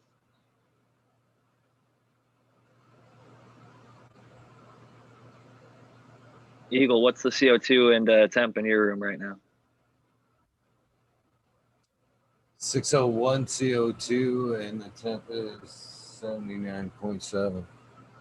I'm gonna need you to do like 10 burpees or something. I want a little higher CO2 levels in that room, Eagle. You're being a little too passive over there. You need to get to work or something. My J1 likes it up towards 800. Well, that ain't bad. I don't think that's I'm bad just for an ambient I'm room. just messing with you. I'm just messing with you. Is it? 600's great. Yeah, No, Jack, 600's don't good. get it under a Mars hydro or something. So I don't like it. I'm giving him a hard time. Looks pretty good. Looks pretty good. I feel like I when was you're hitting the actually bag, admiring it today. when you hit the bag, Oh yeah. I feel like it skyrockets down there or in there. I always think you're in a basement, but I remember it's not. Yeah, but the bad thing about it is that right there where that tank could probably utilize it, it's closed usually when I'm hammering on the bag. It's during the day, and then the other side is open. Yep. The other leg. It's fucking. What are we looking at, Green 13? You just You were walking just around now? talking about temperature and humidity. Oh, well, yeah, cool. Can you say it out loud? I can't see. I'm blind. 19. really. It's way too cold in there, Jack. 19 degrees. That's it. 19 is close to 20, and Yeah. 20 is 68. So that is cold. That's very cold. 68 Fahrenheit. That's why I've got a hat on. It's fucking cold in here with the aircon, but it keeps the humidity down.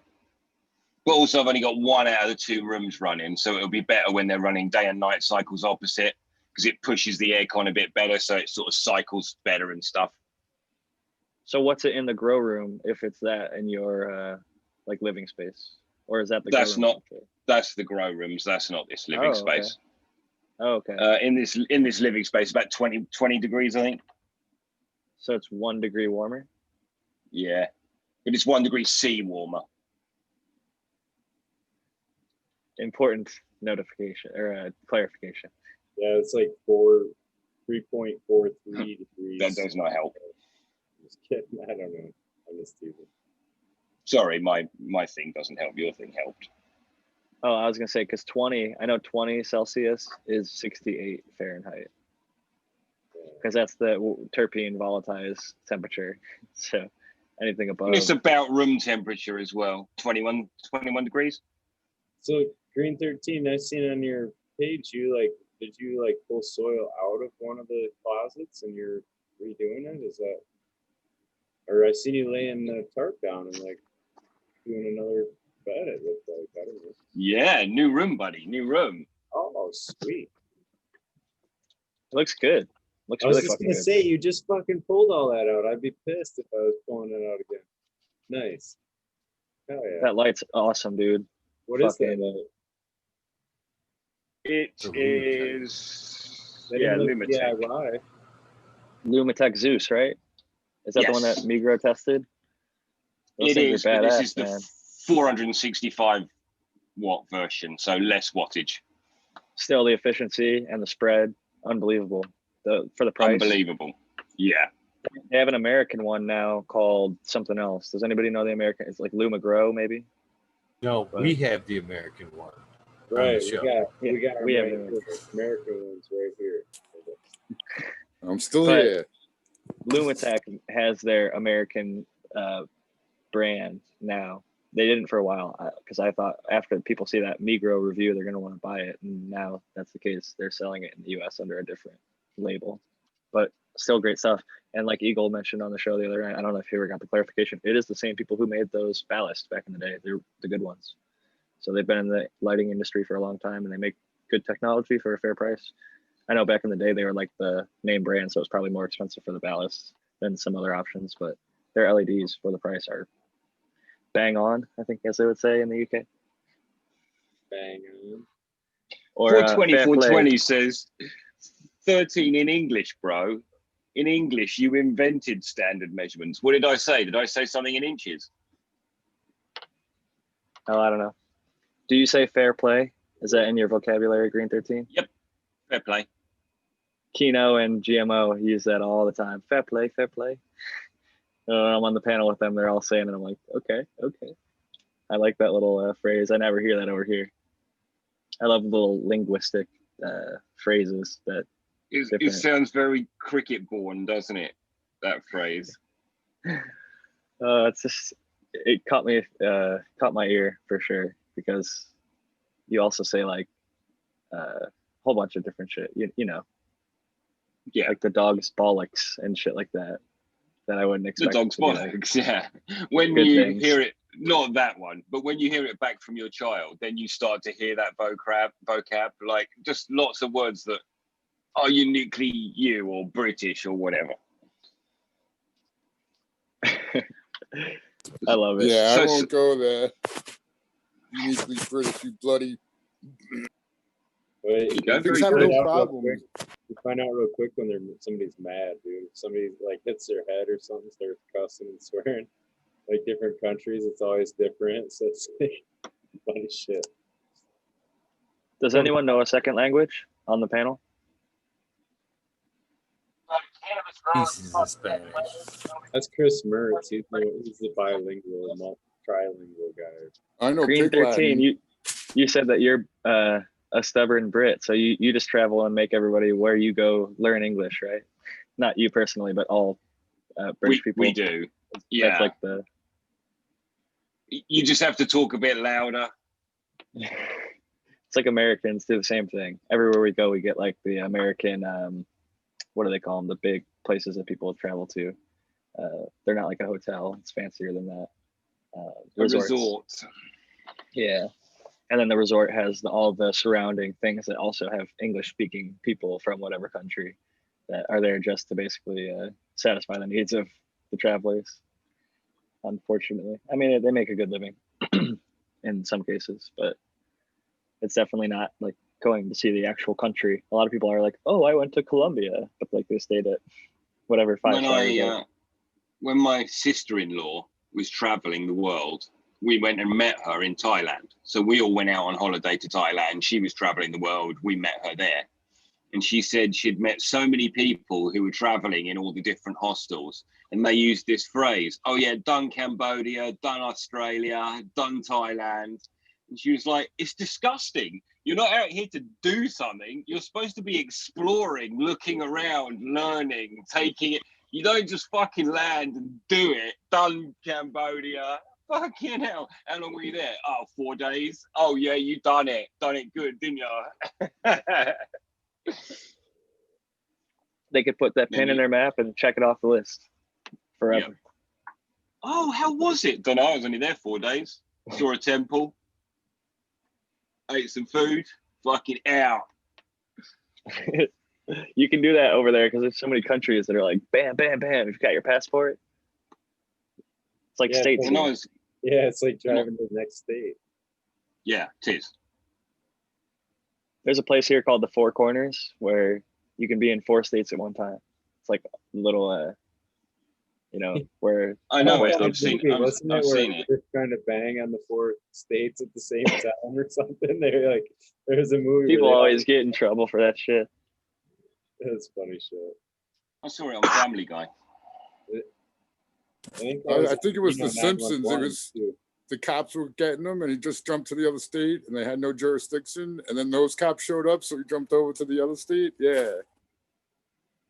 That's funny shit. Like, The American So one reining us back in. The box Smiley. with that icon. yeah. It's a 4x4, so bigger for me. Ooh. I'm going to fill the whole thing with Eco Thrive soil. Yeah, you were getting a new mix, you said, or something, right? It's different soil. You're not going to know what to do with all that flour. I'm going to have to come over there and help you smoke some of it. I was thinking they'd want to re-engineer something, because that's got to be totally different trying to sub-irrigate versus, you know what I mean, just versus like a normal top water. Like, I don't know, I just think the whole wicking thing works a little different than like trying to have proper aeration to have water flowing through the pot. You know what I'm saying? Like top watering. I was just thinking you'd want to engineer it a little different from the beginning. The I Earth am box fine. has Yeah, you put the nutrients only on top, right? The original Earth box, they just put the nutrients on top and they add this plastic over the top. And yeah, that was all you're supposed to do, from what I understood. Smiley's got a few of them, and you throw a Yeah, little yeah, EM1. I just bought 10 more. Shit. they fucking. You know what? It's weird you brought it up because I'm really considering covering the whole soil, like either covering it with a piece of wood or something, just covering it, because then I can get in and work on it. Yeah. Well, I think it serves a double purpose, though, is what I was getting at. So, like in the earth box, the way it's designed, I think that water hits that plastic and it does. It condensates on that plastic and then it drips back down into the soil. And I think it really does play an important role in how that moisture stays on the top there for the biology. And you're talking about a completely different type of an ecosystem in the soil. Yeah, we're talking about a more anaerobic system. I'm not saying it's anaerobic, but it's a very wet, dank system throughout. Yeah. Well, I would call it facultative, I think, is the whole concept. Okay. Yeah, EM1 is, the one that's traditionally kind of way I was showed to use or whatever. I'm sure you can try different biology, but that's designed with that anaerobic, beneficial anaerobic probiotic kind of bacteria. So it's, yeah, so I mean, it's working in that environment really well. And I think the whole idea is we're trying to just dominate that environment with that probiotic bacteria so that the pathogens that you would normally associate in anaerobic would be gone. They wouldn't have a chance to survive. So. And how sealed is that? It's not sealed, is it? It's just blacked out and it's not air sealed. Yeah, it's just, no, not at all. You just cut a hole and put the plant through, like a plus sign or whatever. But, yeah. Are you talking about SIPs, sub-irrigated planters? Yeah. Yeah, I use SIPs anyway, but we're talking about sealed top SIPs, yeah. Yeah, The first time Earth I box did is those, the brand. I tried those like take a 5-gallon bucket and put holes in the bottom of that and then bottom feed everything. I did that like 7 years ago. Pretty much like a full hydro, pretty much. Like the way they're drinking in 5 gallons is a lot. Like it can change a lot of shit really quickly. But They call it a hempy bucket, right? What's up? They call those the hempy buckets. That's like Scotty Real on Dude Grows talks about that a lot. That style where you just I have no idea. I've moved on from that a long time ago. Like I like these totes, but again, like they don't need to be sub irrigated. The standing water ferments, and it can be good, can be bad. So again, it's nice to just keep changing your reservoir. But again, like even after they've drank, they kind of leave like a little slime in the bottom. So it's nice to actually clean that out. But again, I feel like if you could do the sub irrigated planters with like a fish reservoir that's like constantly kind of like circulating, but like barely putting a little bit of water underneath of it. You know what I'm saying? I feel like that would crush. But the EM1 covers the middle bit of what you were saying there. The residue and the dankness, that's all dealt with the EM1 EM1 is microbe. just So short for effective this is what I micro. can't help, but what doesn't the EM1 doesn't like to be oxygenated? Isn't that a bad thing for the EM1? It all depends on what you want to do. Honestly, the microbial count in EM1 is already very, very high because again, you're just concentrating lacto like out of the air and then super boosting it. So it's not exactly a bad thing, but it is again another one that will leave a slimy feel of microbes on the outside of your tanks and everything. So like after you do big tea brews, like you need to scrub your tanks. Right, the biofilm. And I really don't like to feed those in my drip systems either, just because it will eventually clog them up unless you're going to run everything through like a 15 micron. What were you saying, Smiley? Well, like biofilm is part of how that system works. It's kind of Well, the biofilm's nice, but again, like whenever you use your tea and then it sits for a second, it's going to die and dry. And then when you actually reabsorb it, it's not exactly active mycelium. It turns into more of a bioslime. What'd you say, Smiley? I didn't say I just was. Yeah, I mean it's the biology is building that biofilm, and that's what builds the aggregate in the soil, and that's what a lot of where the nutrition gets tied up and the plants can absorb. I feel like if you could take a giant brew and just like leave some of the tea in it and then probably keep adding back into it, that'd probably be your best bet versus like completely drying the whole entire tanks out and then refilling and trying again. That's What basically asking, instead of adding a circulating pump in the bottom of that zips container, like you said, to supercharge it. If it would, I've said this before, adding the air stone down there, but I'd be more worried about it making the shit anaerobic. Yeah, actually Right. eating too much oxygen molecules, like by aerating it and then turning it into carbon instead of fucking oxygen, or hydrogen instead of carbon, hydrogen and oxygen. I see the bottom as just a fill area, though. It's not necessarily a storage area. Mostly the medium will wick up that moisture. I don't feel like moisture sits in the bottom. I feel like more air does. There's a lot of air. It's more of a facultative system, I think, just the way it's designed to work. So like, Do you mulch, Smiley? nutrient cycling back, a lot of nutrient cycling biology is anaerobic, and I believe there was more anaerobic than there is aerobic, and there's a lot of the problem causing ones they're finding are actually in that aerobic realm more so. So like, yeah, there's a reason to try to have like a full saturation down to letting it dry some, because you're actually giving that biology a chance. So the anaerobic biology has a chance to kind of thrive. Like, we're talking generations of bacteria in 7 minutes, right? So like, if you saturate that, it changes that biology because it's an anaerobic zone for that time. As it dries, it becomes more aerobic. That biology kind of shifts, but there's a reason in trying to work both sides of that, because it's how that nutrient works in like nature too. It's like, whenever it rains, there's a certain amount of stuff that happens in the soil that doesn't when it's like dried out. There's a cycle to that. And in I think you're kind of talking about something different too, World's Last Hope, because I think you're thinking of like a reservoir, but these are like those little pots where they're just, I mean, it holds like 1.5 cubic feet of soil, and it's got like the bottom inches, like the only, so I'm adding a gallon to it and it wicks it up. And like, actually, When you're just adding water and not compost tea, also. You're not yeah, brewing a compost tea. water and EM1s is all you're putting down in there, and that's where it's building up that like lactobiology in there, because it's designed to do that, right? Like, that's where it's going to thrive, is in that kind of a system.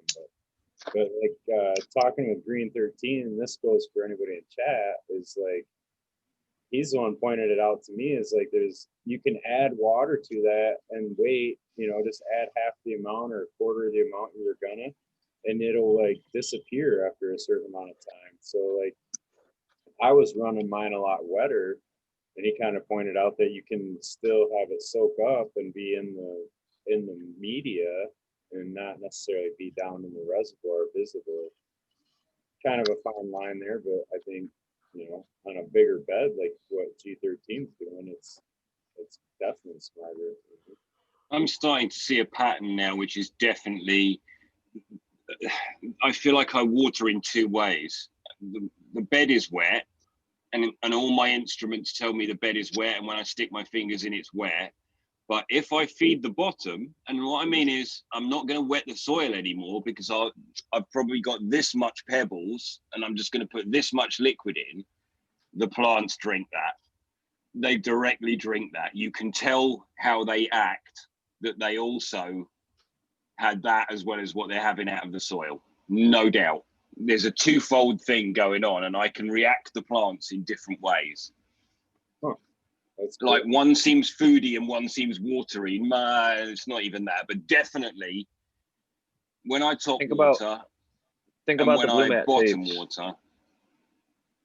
and like the goal of those. And there's even like people that have beds with mats underneath them that trickle water from the bottom of the mat up. And they also do top water, and they keep the entire medium wet the entire time. Some people go with that goal, and they got their highest yields when they went to auto watering, the systems that I've seen.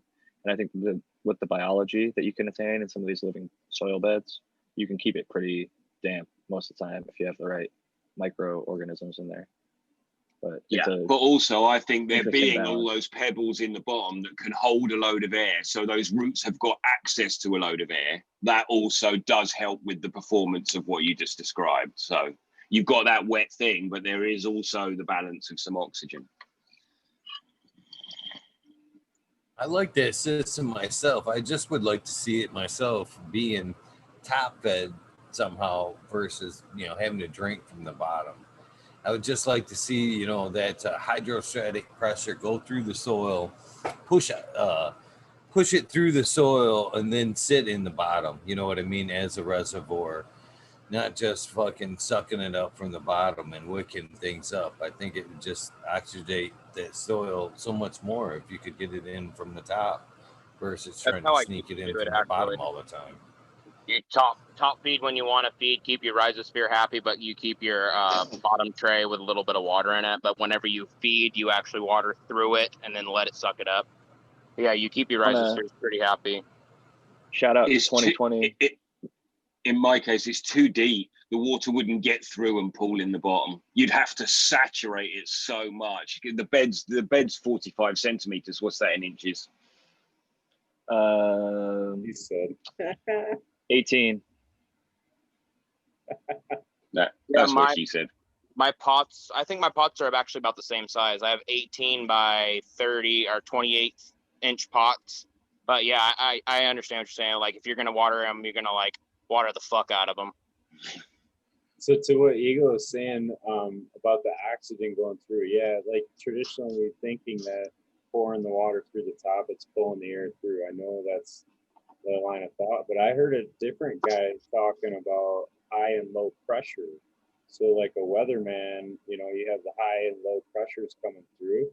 And he was describing that as actually how the soil can breathe, like in an agricultural field, that's how that soil breathes. So when you don't have compaction and there's a proper structure, when that high pressure comes through, it's forcing air down through in that soil more than it did. And when a low pressure comes through, it's kind of like exhaling out of the soil almost the way they were describing it. So it gave me a different perspective on how oxygen gets in and out of the root zone. I wanted to say 2020 Mendocino has a commercial greenhouse out here in California in Mendo, and they did top watering on one side and they did bottom watering with their mat on the other side, and they had traditionally been top watering, and this company was trying to sell them on these mats for bottom watering beds. Was that the buck mats? The what? Was that the blue mat system or? It's I don't know what it is. I think they're called hydro mat or capillary mat or something like that. Oh, word. If you go on 2020, like TWENTY 20 Mendo on Instagram, or 2020 Mendocino, they did a side by side, and their old system was top watered, and that's how they used to do it. But this company's like, hey, try out our thing. It works really well with beds, and they got a 20% yield increase in higher cannabinoids with the bottom watering. So I don't know what that says about anything, but I mean, I would take the 20% more flower out of the same greenhouse. They got rid of all their old systems and replaced it strictly with the bottom watering systems for the beds.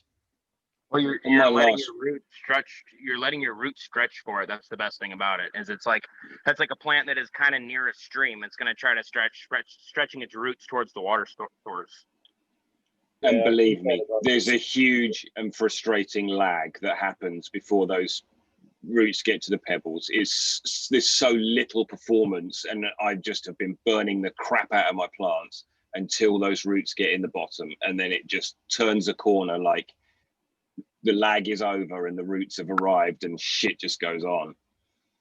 Are you getting your medium where you want it before you transplant and then watering them in, or are you like transplanting them kind of dry and letting them fend for water? Or are you consistently watering? What are you trying to do?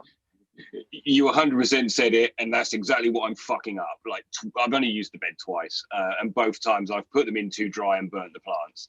I need to prep the bed better and the clones better to put in, and so I have a better feel for what's going to happen next. So what I normally like to do is like fluff my medium pretty well. Well, like right now I'm turning old soil and turning it into actually like, you know, usable soil. It's dirt right now, but I'm turning it into soil. Re-amending it and adding water, air, life into it and just like turning it. But at the same time, just trying to get the right moisture content where like pretty much like if you're going to pick up a bag of soil and it's like the perfect consistency, that's where you want it to sit. Because again, you're going to transplant your plants into it and then water them in. If you're having a problem with burns too, make your holes for your plants where your roots are going to touch. Take a lighter base soil and sprinkle a good little handful before your roots actually touch the new soil, and it'll help. I was thinking of castings. Too. Yeah, I mean that's fine. Just like a little layer, like even coconut or just potting soil, like a good like little layer in between. That way, when you transplant them and you put your soil in and you water it in, if your soil's too hot, it's actually going to hit that pocket before the other one, because the other one might be just straight up burning your roots on contact. And it'll get less hot over time, yeah? Oh, definitely. Well, again, most time if they're frying on transplant, if they survive, they're going to be beasts, you know, because they're like, oh, I'm going to fight through this shit and just fucking go ham. Yeah. It shouldn't be burning in transplant, though. It's because of my drying out. It's because it's been my poor transplanting, I believe. But actually, you know what? I've still got a plant in there that's 2 weeks in flower that's burning. 2 week in flower, is it the middles of it? Yeah. You missed your magnesium hit when you're going into flower. Sounds like you just missed transition. They'll bounce out of it. It'll be just fine. Yeah. I've got performance now because there's heat and water and everything's good. It just is. Yeah. It's me learning, really. Me learning from pots. Are you amending any magnesium sources at all? It's not time to amend anything. No, I mean, like in general, whenever you're normally amending your dirt. Yes. What do you like to use for your magnesium source?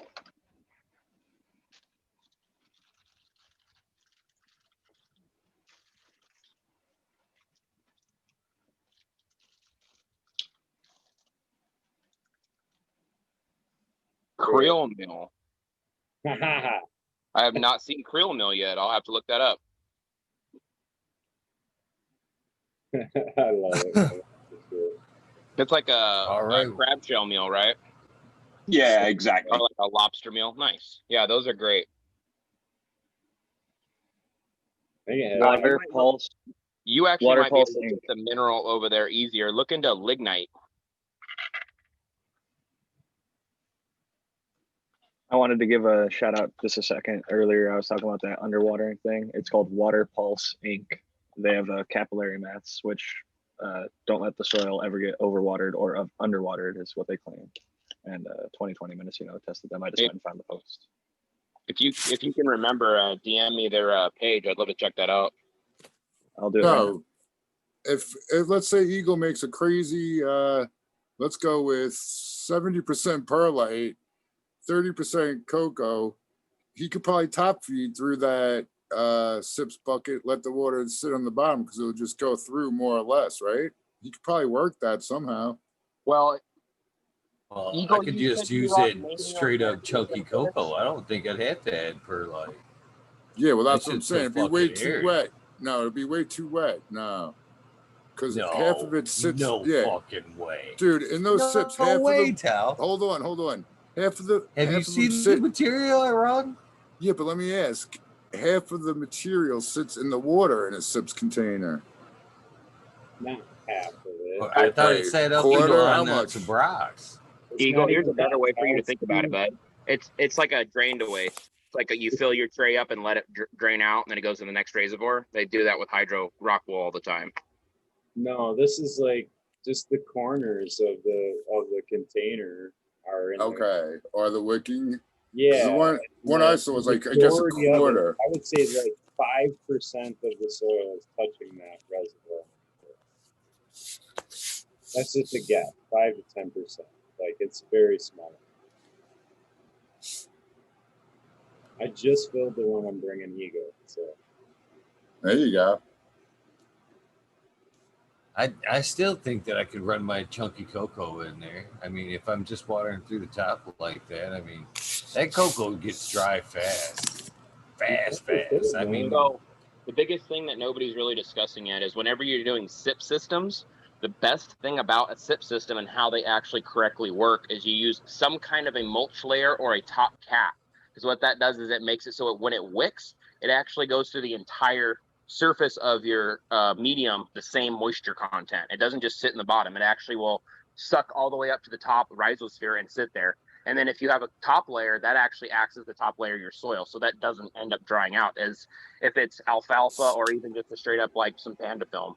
Like it'll make it so your top layer actually like will start growing mycelium and actually start building your rhizosphere and then start I don't holding know if you heard Smiley earlier was talking about the earth boxes, and he was describing how they do have a cover, and there's just basically like a little cutout for the plant to come out of it. Oh, word. Perfect. Yeah, because again, I was working, so I didn't really get to hear most of Oh it. no, it's all good. But yeah, Good. and here Green That's an 13 showing his very important part of that shit. I'm fucking up as a host too. They should be spotlighted. I'm an idiot. I'm just watching it.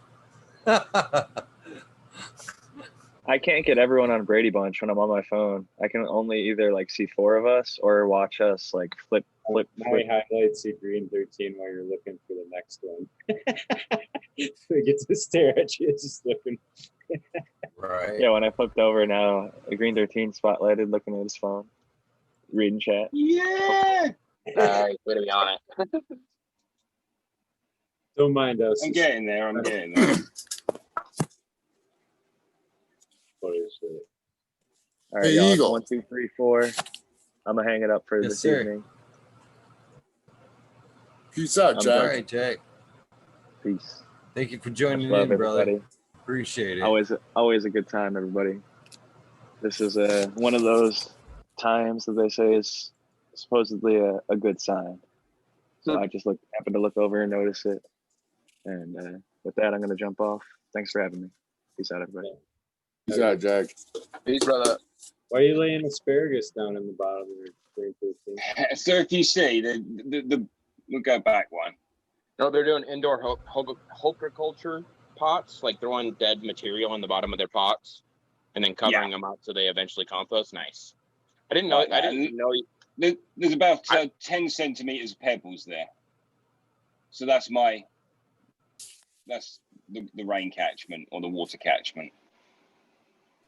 I think that's where you water actually. Whoa. Just throwing your phone. Check it down. What were you saying, American one? For Jack. I was just gonna ask, you have a whole bunch of extra lights laying around, right? What kind of lights you got? I've got the HPS 600 thalies. I've got this couple of Mars Hydros. I've got some old Spectrum King lights. Somebody I know Green has Pro. a couple plants that never grew before, and they want to try doing something. Right I'll on. give you. No problem. You want to get rid of them? I'll pay for shipping, and or I'll give you some money for one. I want to help the person out. Yeah, I could help out for sure. Okay. For sure. Yeah, I don't know. Like, so yeah, it's gonna be that first try. What do you think? Small. What's the smallest one you got? Well, they're all decent size. I mean, they'd be good for a small space. I mean, all of them would be good for like at least a 30 by 30, 4 by 4 probably. Okay.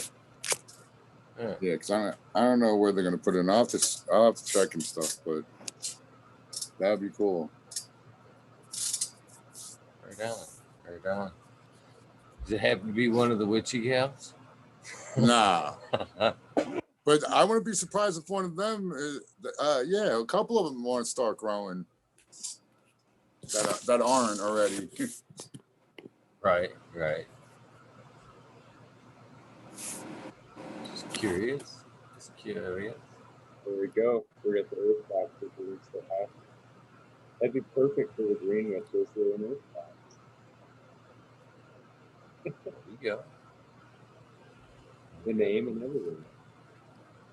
I really need to find myself a headphone.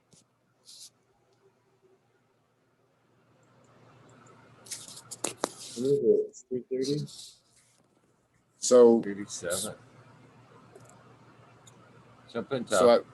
I've been reading a couple of nutrient charts, and I've been breaking them down to see exactly what their recommendations are. And basically, all of them have that front load in flour. The week, well, Advanced Nutrients has week 2, 3, and 4 is really all spiked in flour with the PK, and then it goes back down. And actually, NPK Industries has a chart too. And I'm pretty sure it's the same thing, except they spiked theirs starting on week 1. And because, yeah, what I'm going to try and do is make a good flour top dress that is balanced and will make it perfect. You know what I'm saying? You looking to go organic or synthetic? Yeah, organic. Look But I'm into, finding problems with a couple of things, actually. But go ahead. What were you going to say I should check out? Look into Down to Earth. Their BioLive is pretty equally balanced. You can use that as a top feed. Also look into the company Green Grow. They make a bunch of really good top feed kits. Also, Oh, yeah. Medicine also has a really good top feed kit too. Yeah, them But- Green Grow guys, someone was preaching those a couple years back, and they killed it. And they were like, that's all I did. I just top dressed with this Green Grow stuff. That's the one with the lion on it, right? The lion face? Yep. Yeah. Yeah, they're all organic. Actually, I had their rep up to our farm several times last year. I was actually really impressed with where they were sourcing all their minerals and all their nutrients from. Like their peat moss is actually comes from Russian bogs instead of actually the ones in South Park, Colorado. But it's like a specific kind of peat moss they use. Okay. Like they've got all kinds of they really did some research and actually like went out of their way to not do the same kind of minerals and amendments that everybody else did. They kind of went up a little bit above. I was actually like pretty skeptical on their products when they came up. I was like, dude, I can make all this shit, no fucking problem. They came up and started actually listing all the stuff that their biochar is made from like a super old technique of burning green material, like acreage wise, and then building a carbon layer. Like I was pretty impressed with how they source a lot of their materials and how clean they are and how many different minerals and different microbes they have in them. But again, Dragonfly Earth Medicine, dude, she's an herbalist. She does them all pretty natural. She does like a lot of mushrooms and different kinds of like nettle and dandelion, but they do it on the mass scale. Like Right. But again, that's another great company that lists all their ingredients, so you can actually Mm-hmm. be like, oh, well, I have all this shit. Let's just figure out some ratios. Right. Well, that's pretty much what I was thinking the way you started. Is just like most of that shit is relatively cheap. You can make it on your own. Yep. But the potassium source, like langbunite, is awesome, dude.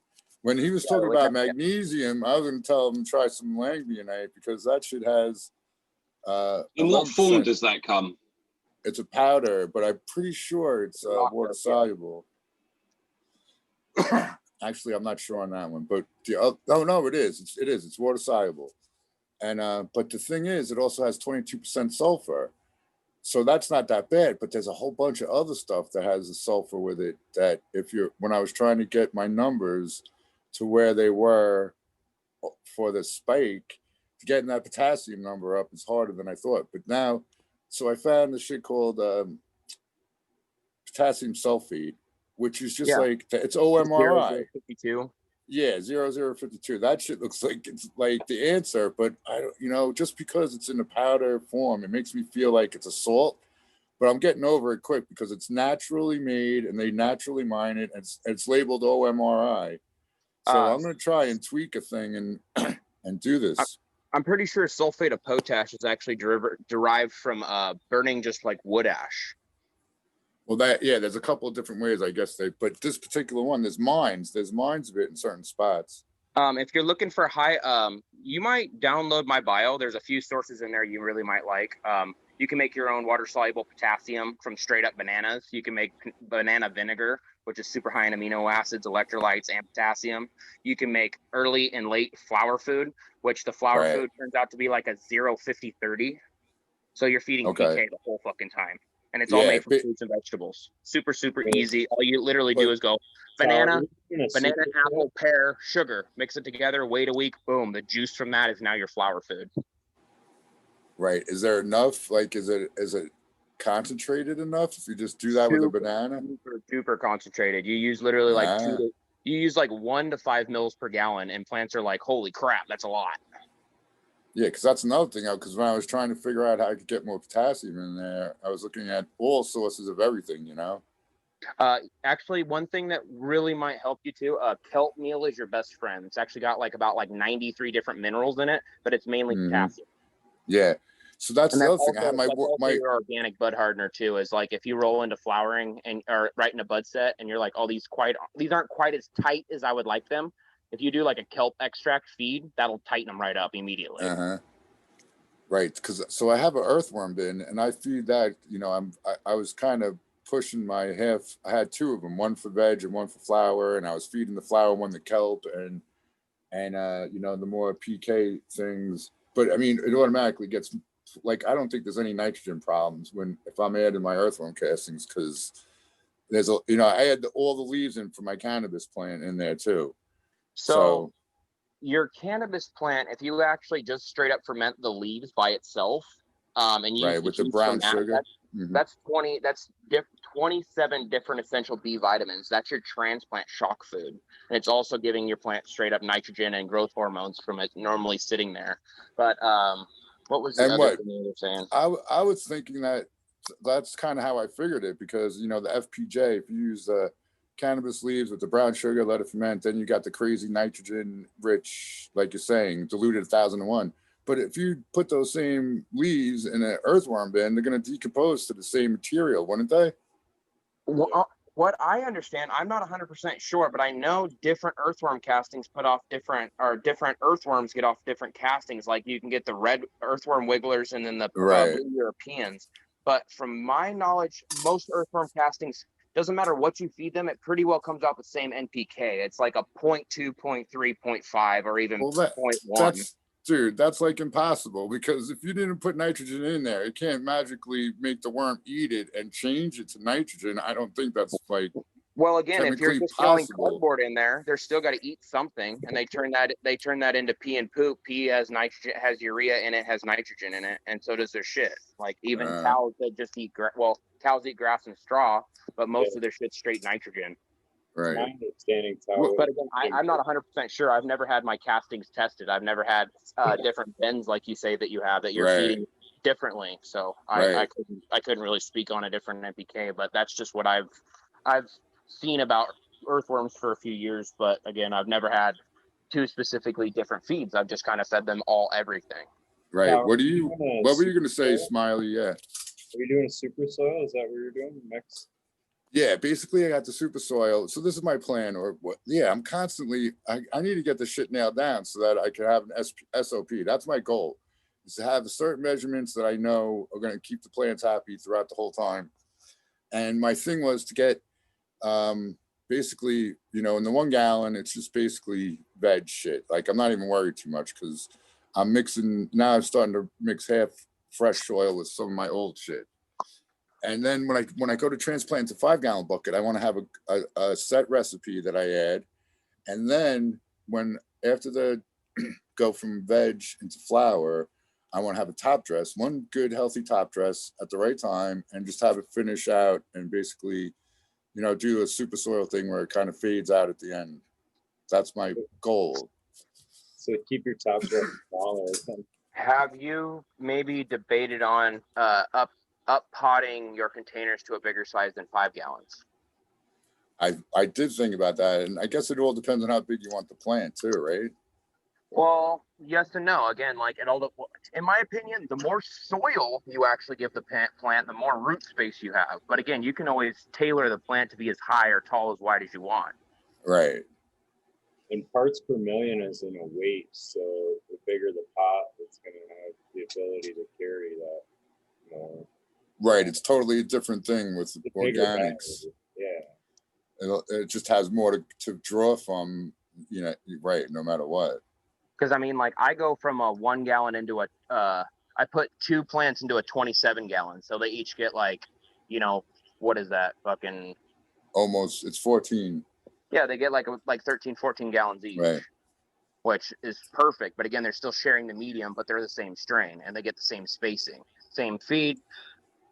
But again, like they do decent. Like, I mean, two plants in a 27 gallon gives you on the low side a quarter pound, high side like a pound per tote. And you can do like, I'm doing 6 per 4x4. Okay. There you go. That'll work. I mean, like this room that I'm about to flip has been vegging for right about 2 weeks now. It's been watered like one time just because the moisture content in the soil is still there from when I transplanted them. So literally they're not even going to get shit before they go into flower, but it's still got all my flower food in the soil waiting to go. Right. That's the other thing that I was thinking of too about all this, because when you top dress, you got to have it, it's not going to do anything unless you get some water to pour on it. So you have to like kind of time the dry, and like there's other factors that make me want to say, fuck it. I'm just going to go with Pro Mix, go get some salts, mix it with the water, and grow that way. I mean, it's easy. You can totally It's look into easy, like yeah. the blue mat system. Blue mat system will sense the soil in your pot and then drip feed as needed. Like right as it dries out, it'll fucking feed it immediately. Like that's pretty easy. But in a bigger medium, like if you're running like 4x4 beds, you can run like anywhere from like 9 to 16 plants in those. The corners are going to dry out quicker than anything else. But if you use mulch, that's the big factor right there. That's what actually makes it from like when plants start metabolizing and starting to drink every day. If you mulch, it'll make them sit like 2 to maybe 3 days and they're still moist because the entire moisture content is now being whipped through the entire pot versus just the bottom. I've been using just this last this last run of thick, sort of 10, 4 inches of sawdust, hardwood sawdust. There you go. It when I read about it, it almost said, maybe don't do this because it caps the pot off a bit. And it's like, yeah, I kind of want that. It has meant that the water stayed in the pot way better, in the bed way better. You know what you might actually look into too, Green, is that EM1 or lacto. If you can inoculate those sawdust, like you just literally take 1 teaspoon per gallon of lacto, mix that with the sawdust scraps until it's moist, but not like squeeze moisture out of it moist. Put that in a bag for 30 days. You have your own sawdust bokashi. If you've ever heard of a product called Plumber's Friend, where they throw some shit down your toilet and it breaks down all the shit in your toilet, that's all it is. It's literally lacto and any kind of bran or sawdust.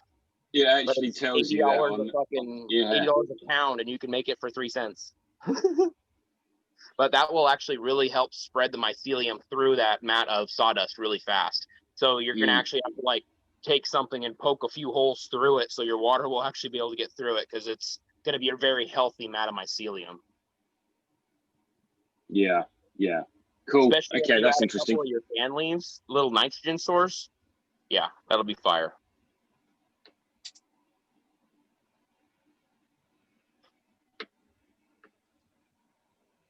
Eagle, you're still muted, bud.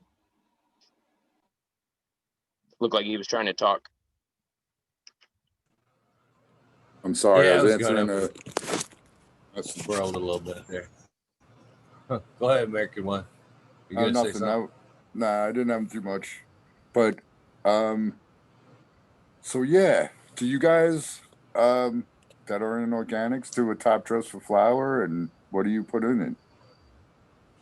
Flour, it all depends on what my soil tests are reading before, pretty much. Like this Okay. round, I noticed that my nitrogen was really, really high. My phosphorus and potassium were like almost nothing. So when I re-amended, I went heavy with the kelp meal, fish bone meal, laid off the alfalfa because that's what I like to use for my nitrogen source. And then some gypsum to deal with any kind of salt. And then I added a little bit of Epsom salts to it.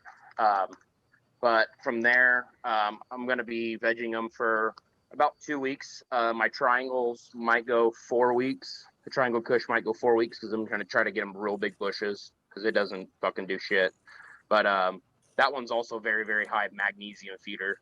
But the, for flour, I normally, for veg, like I don't really do hardly anything. If my soil's built up, it's normally got enough food for at least two to 3 weeks. If needed, I give them like one good nutrient cycle compost tea, which is like fish bone meal, alfalfa meal, kelp meal, maybe some IMOs, and then that gets brewed with some earthworm castings and a little bit of sugar for 24 to 48 hours, and then fed. Just like a good like microbial inoculant before we start going into flower. Right as I'm going into flower, really trying to see what the plants are telling me what they really want. Like if I'm like, oh, they're kind of lacking magnesium, I'm like, okay, I obviously need to pump that up and really watch the levels on that, or I need to amend something. But like this run again, since I'm super high nitrogen, low phosphorus and potassium, but I corrected that with the re-amending, I will probably just do like fish bone meal and a little bit of kelp going into flower, and then just baby feed it some K and F inputs, like a nice equal feed of some like IMO, fermented fruit extract, fermented plant extract, water soluble calcium, calphos, water soluble potassium. But yeah, other than that, they just kind of get baby fed. And if your soil's built up enough, you can pretty much just baby them with microbes. Like the IMO and BIM is a really killer thing to just kind of help push everything. It's almost like a bokashi, but in a water soluble form. Right on. So yeah, I just do a tablespoon, like an actual physical tablespoon scooper. And then my number 15s when I do go into transition to flour, it's 2 tablespoons kelp, fish bone, crab meal, gypsum, fish meal, and then a half cup of worm castings on every one. That's been pretty much my SOP on it. I like that. That's nice and solid. That's a nice even heavy feed. I like that. Hey, does your soil test give you CalMag and sulfur and micronutrient levels or not? Depending on what test you use, if you use a basic soil test kit from what is it, General Hydroponics? Logan? No, it will Okay. only give you pH, NPK, and it's only like the water soluble nutrients. But most hydros now, and there's a lot of companies around that you literally, it's like 20 to 35 bucks to get your soil tested, and they'll give you a full analytical breakdown of every mineral that you're lacking, and even a recommendation on how to rebuffer all that shit. And Right. even Yep. option to buy a re-amend kit from them. Yeah, Logan Farms, I think, does that, right? Logan, Soilscape Solutions, like there's a bunch of like Soil Doctor, there's a bunch of companies out there, honestly. Like And even like you were the hydro saying, store now has like a straight up box on the shelf that's like, oh yeah, you just call the number on the back and they'll tell you where to send it. You send it in and they'll give you your result. I wonder how effective all that is, because like you were saying, it's water soluble, right? Nutrients. So like when you really think about it, it's the microbes that are breaking the shit down and stuff. So Well, it's that's only a one thing that snapshot. that's one thing that a lot of people learn about organics is plants don't really care for NPK. They want minerals and microbes. Like, you know, like if you think about the seasons of trees, like winter, there's nothing on them. Spring, they're starting to get green leaves. Summer, they're getting real green and growing like a motherfucker. Fall, they fade every single year. And then they lose their leaves every single year. Like they're just mineral based and slow compost based. Just because I think she's in chat, Eagle, the one I was asking the life for was Rita. Rita's Juicy Life is gonna. I sent her beans because she asked me beans and she started them. So I think she still has a couple. If not, she's gonna attempt maybe a different one. I don't know, but that's who it was. I'll let the cat out. It doesn't matter. Right now. You've got quite the following. I want to throw that out. That I was thinking that the other day, man. You've got quite the following that follows you around there, American One. Well, because like Rita's cool I as don't get hell. involved. I don't get involved in the minutia of everybody who hates everybody else. You know, I kind of let them vent to me, and then I'm just like, yeah, all right, whatever. Because like people that I know, they don't hate each other now, but at one point they hated each other, and I was friends with both sides. You know, and it's just like, dude, I'm like, that's so weird because I was just talking with him. He seems like a nice guy, and then they're like, yeah, and then they tell me the little story that happened. They got pissed off some little like basically bullshit. And now, like, then it escalates online or whatever. And then, but yeah, I hang out with everybody. I'm like Ferris Bueller, dude. I hang out with the druggies, the athletes, the nerds, the brainiacs. Even in high school, dude, I was like I was hanging that out with, kid, dude. you know. It's just easier to party with everybody, right? Yeah, because I was like a little of every one of those, every one of those classes of people. You know, I played basketball. I did other shit too, and then I like as a kid I was in advanced classes, so it was like a nerd kind of. And then I was chunky when I was little, dude. Like, yeah. At one point, I was actually fat, dude. I was almost 300 pounds at one point in my existence. And so, yeah, I hung out with everybody. I thought everybody was cool, you know? The people from choir and like music class and shit, I hung out with them. And like, yeah. Man, I don't think the fat kids is a It's like group, a dude. bummer. I don't think you can include that as a group of people. the No, fat you're kids. right.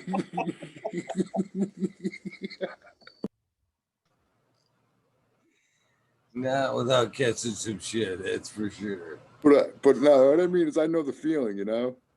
And there's one thing, let me tell you guys, man, if you ever know a chick who is chunky or like even fat and then gets skinny, she's ready to go, dude. She's been pent up, wanting to let loose. And once she's in shape, dude, they're fun. Those are the ones that are the funnest. I'll tell you right now.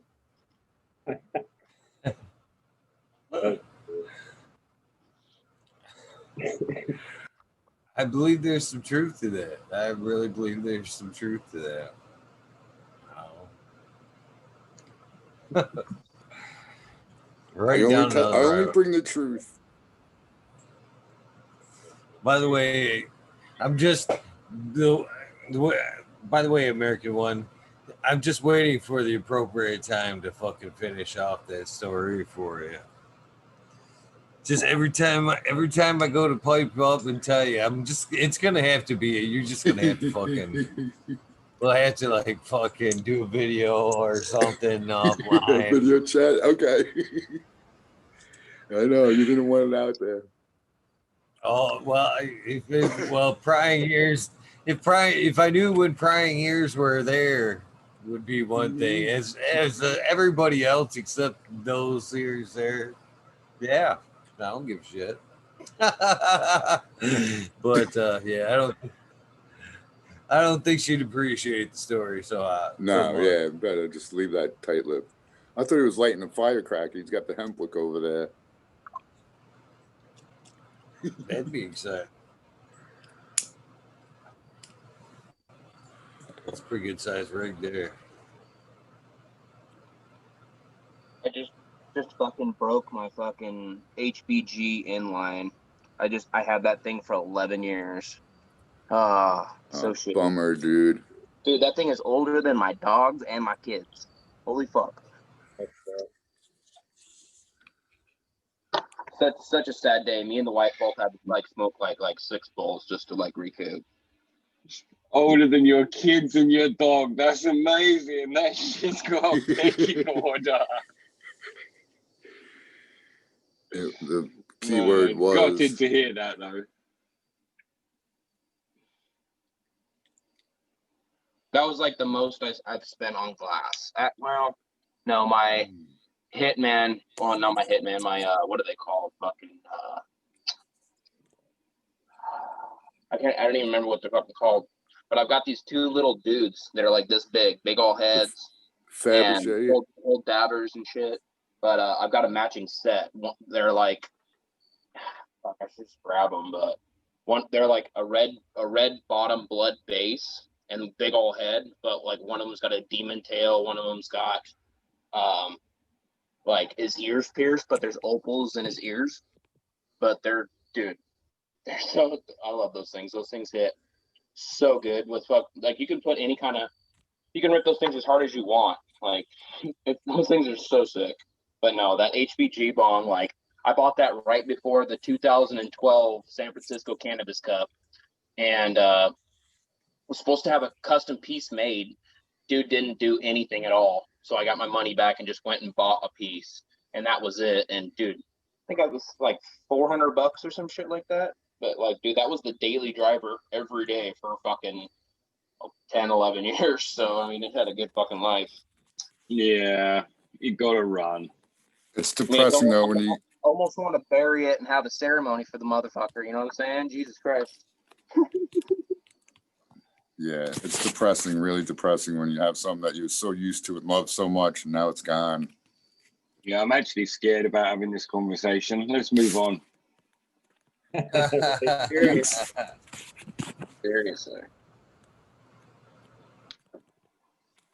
I can't. I So, can't. anybody got mites? No, I'm just playing. Mike got some same difference. Change the subject. I'd rather talk about broken glass, dude. Yeah. Nobody wants to talk about that shit. That's funny. Oh shit. Oh.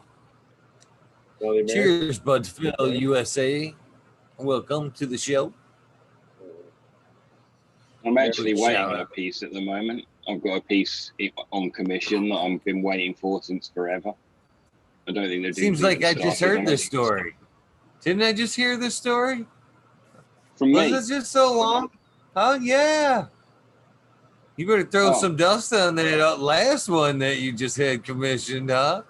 Oh, there you go. That Yes, thing's sir. good. I believe that's what I'm talking about. Yeah. Yes, sir. Fuck I yeah. believe guy- I believe when we seen that one, you were like, I'm never doing this again. I've got a problem. I believe yeah. those were your exact words. It was quicker to get this from Michigan than it is to get this other thing from up the other end of my own country. Oh, You that's might look great. into DH Gate. They have actually quite a bit of sick ass rigs. It's like a Indian off supplier, but like you can get shit so China. cheap. China supplier. There you go. Either way, they're so cheap. So cheap. a vagina supplier, is that what you just said? Good old China. Pimp that shit out. Right? I wonder why everybody orders from there.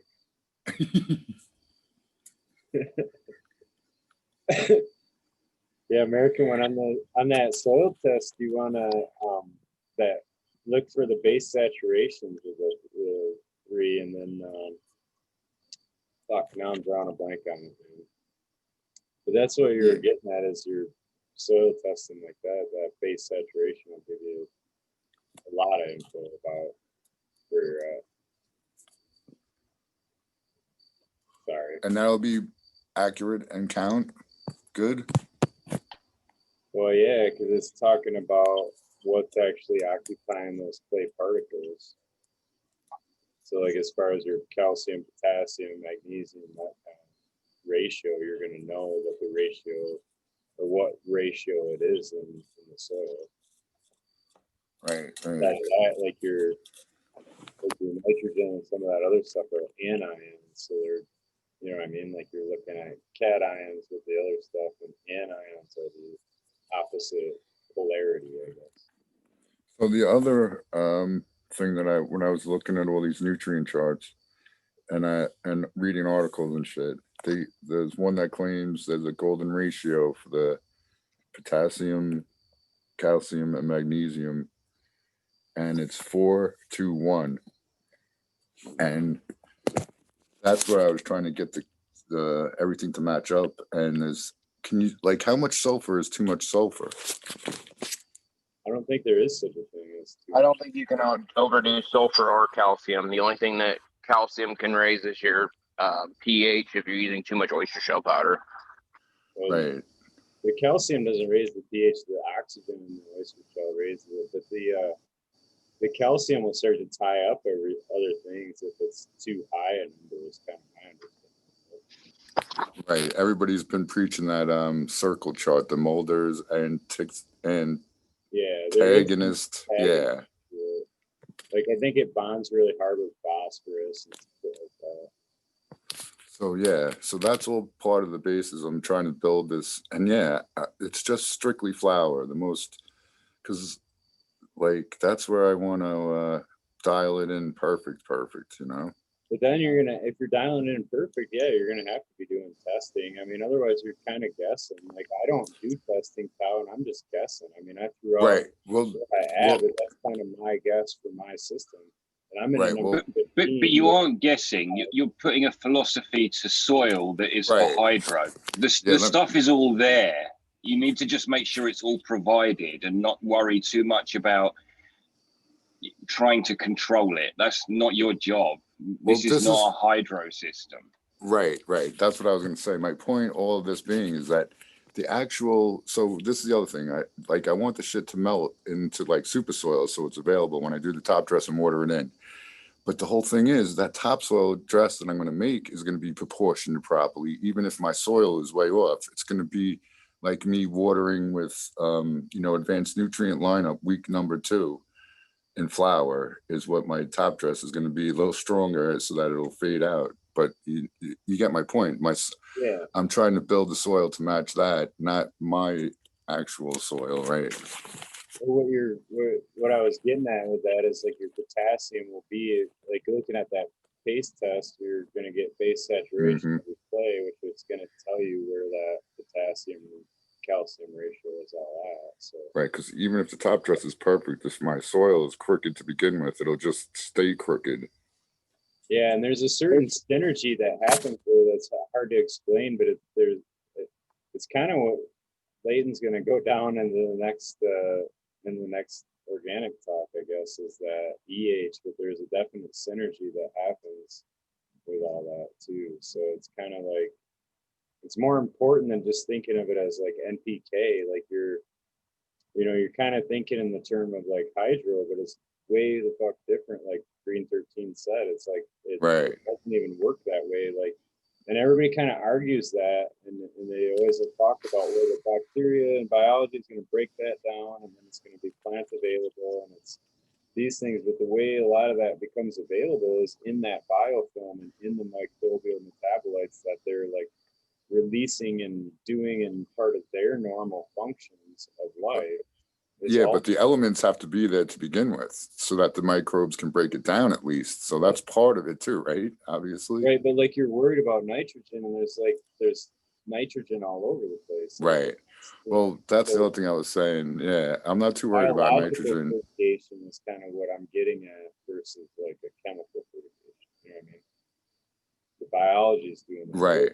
It's hard to get our heads around because we're still thinking NPK, but there's like the biology is providing shit for the plant that we can't. We can't. That's the difference. Like, it's providing it on a level that we can't.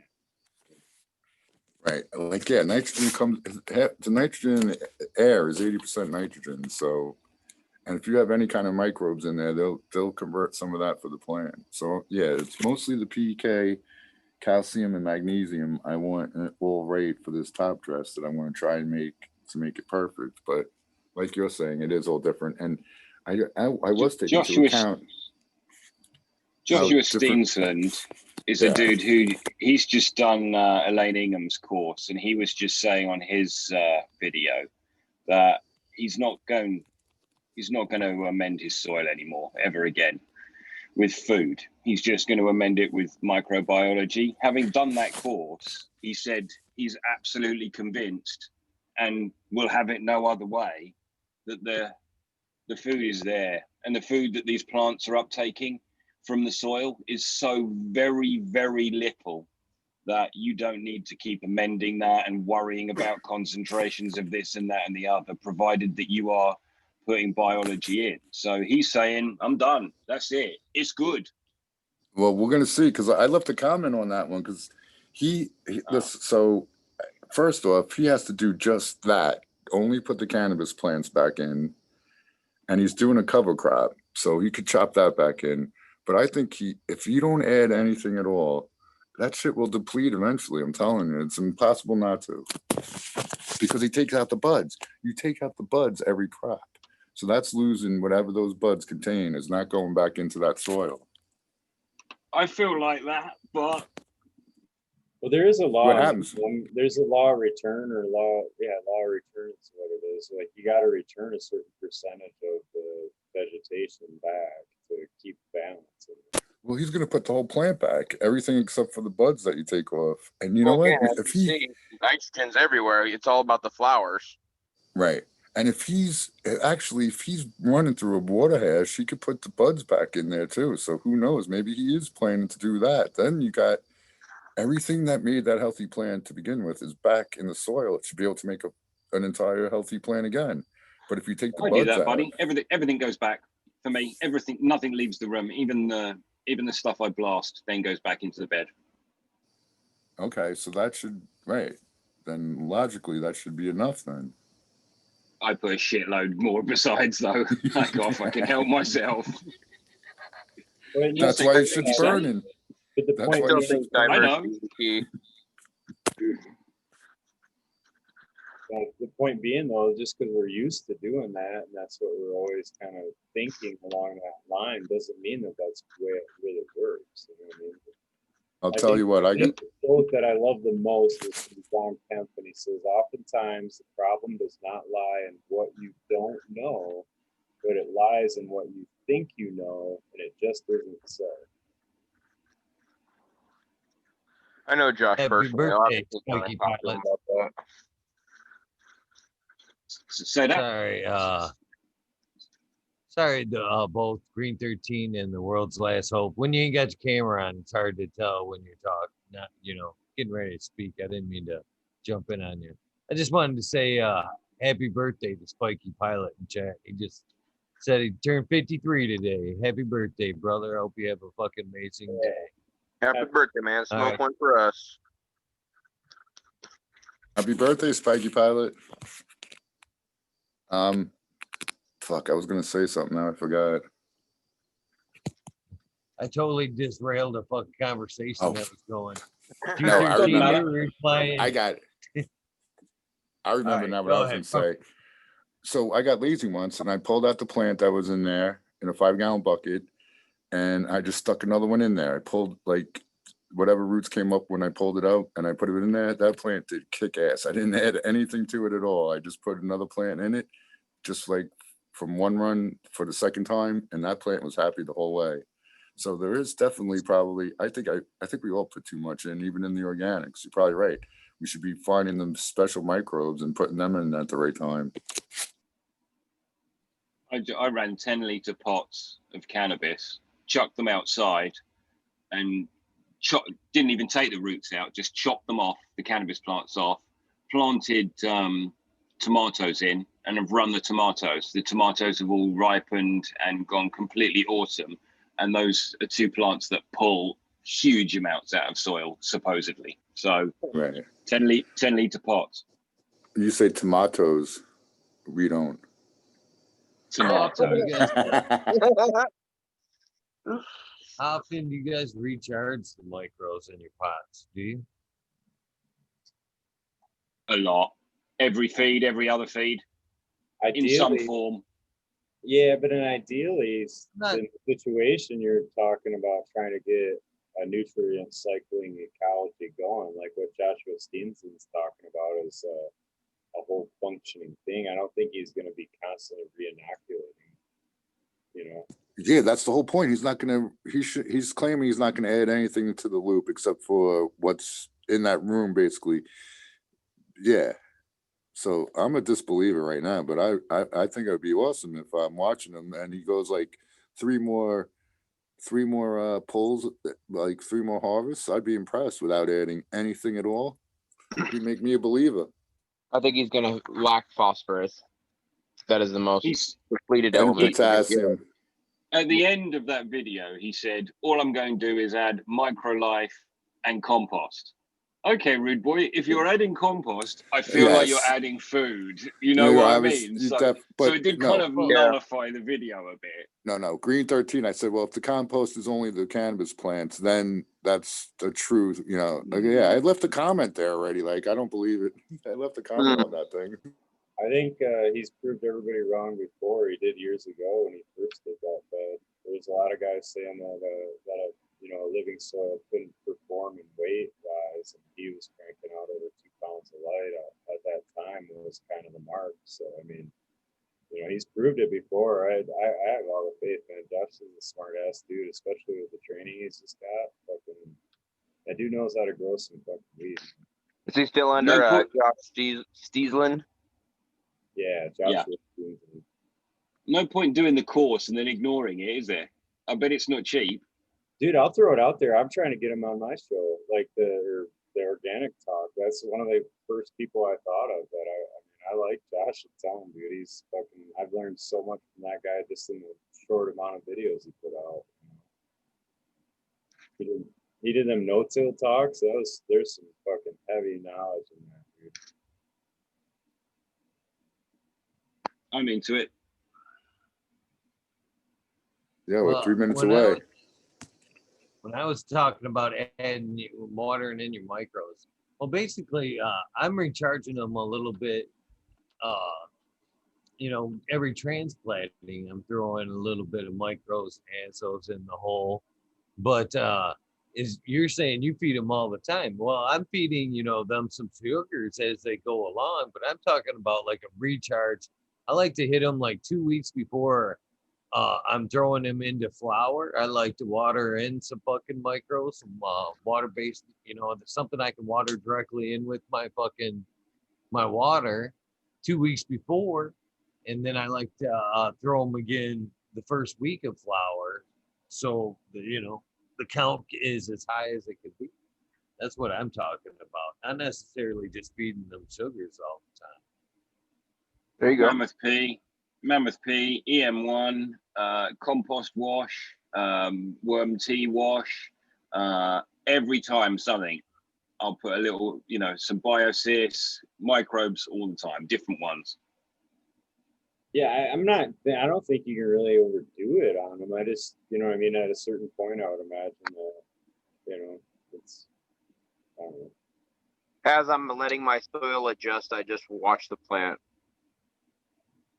See, that's what I wondered, though. I mean, is there a point where you can't overdo them? I mean, the count can only be so high, and it seems like once it got so high, it's just like any other thing. It has to have a food population to survive. If you've got food for 500 and they're eating great, and you're throwing in 500 every fucking day, and now all of a sudden there's 5,000 in that community where there was only food for 500. Only 500 are going to continually to survive. So at what point is too much if you're adding them every time? I mean, that's Just wasting money. That's again when the top feeds actually come in handy. Because like the bokashis and stuff, they actually like super boost and compost everything in your soil super, super quickly. So you have to add more food or they're just going to run out. And then the microbes eat each other and then their off gas is just not correct. Then I can't help but wonder there if once you get that population to such a high extent, any sugars that are you feeding in with your water, are they just being fed to the micros and not very little to the plant? You're just so the nicest Well, that's what everything. the sugars Never the plants. Right. Well, the plant will take up just straight sugars. It will bypass the micros. So the nice thing about sugars with but microbes, that's bad. You don't want that. I mean, So but the same thing, if the micros, you got too many micros, will they actually rob what could easily be taken up from the plant? So sugar, when you're doing fermentations, you add more sugar than needed because sugar will actually sit in the bottom of your containers, and that's actually the food source for them to stay alive. So if there's no food available, that's what they can eat.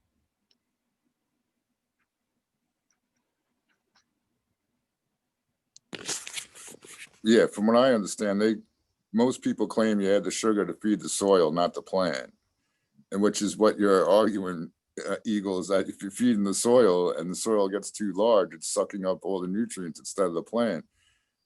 So I really don't know the answer. So why do you add synthetic sweeteners to your plant?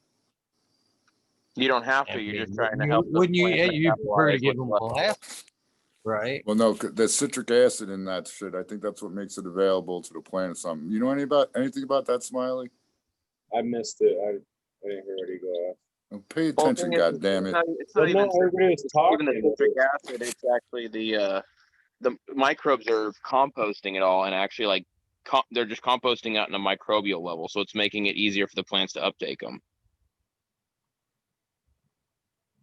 Right. From what I understand, if there's an overpopulation of microbes and they die off, the existing ones that are living eat the dead microbes also. So Yep. Right. But and they become plant nutrient then too. Right. Yep. That's another reason why we like springtails, mycelium, and predator mites, because the predator mites eat the springtails and the mycelium. The springtails eat the mycelium, and the mycelium is super micro processing all the actual food sources sitting in your soil that are unprocessed. Just trying to pee and poo them out and make them right, instantly but available here's to the plant. Eagle is asking if the colony could rob nutrients from the plant. And yes, they can. That's what the discussion is about, like pupa cultures and burying the wood chips in the soil. Is as that wood is decomposing, it is taking the microbes to decompose that are taking nitrogen out of the soil in part of their work to decompose that. So yes, they can at a certain point take nutrients away from a plant. That's all. That's another good reason why I think that the culture beds need 1 year to be planted in, because you're planting such big pieces of wood. As soon as your plant hits that, it's just going to suck the fucking nitrogen straight out of them. So if you let a year go by, though, the microbes have actually started composting and breaking down that wood. It takes 3 full years for that wood to actually start being fully broken down.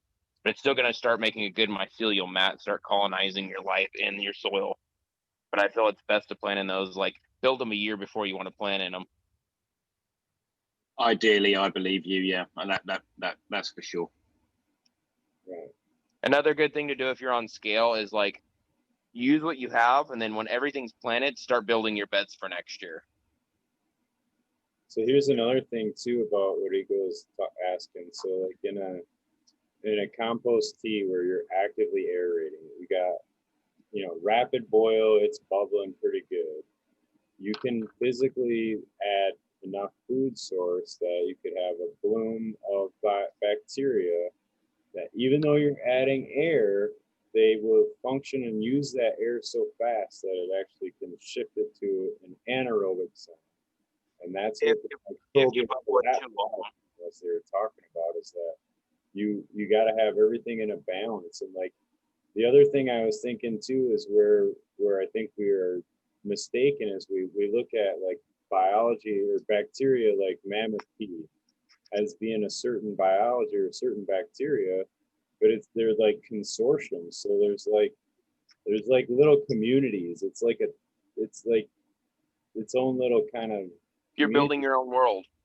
Yeah, and then like Photo Plus is going to have a little bigger city, but there's different functions of those consortiums of biology, and I think oftentimes when we talk, we lump them into like one form, and like just like sugars, we talk about sugars like it's the same fucking thing. There's so many different forms of sugars. Like it matters what kind of sugar too. Like what I mean? Is it so that's what I mean. There's like teas. Somebody will say tea and it can mean 100 different things. So I think a lot of the debate and discussion can happen between just those different uses of those terms. You know what I mean? Definitely. And even You like and I use wash a lot, don't we? Rather than a tea, it's a wash. It's just something we put together quick. It hasn't had a load of air put through it.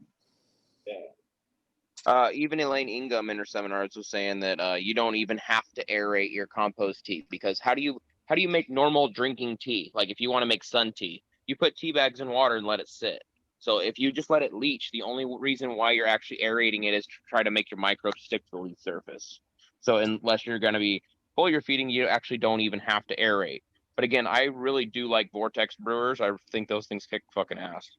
Yeah, let me tell you this. When you pour that tea into your soil, it can't get much more air than that. Like there's a lot more air when you pour that out into your soil than there is bubbling in a bubbler in a 5-gallon bucket.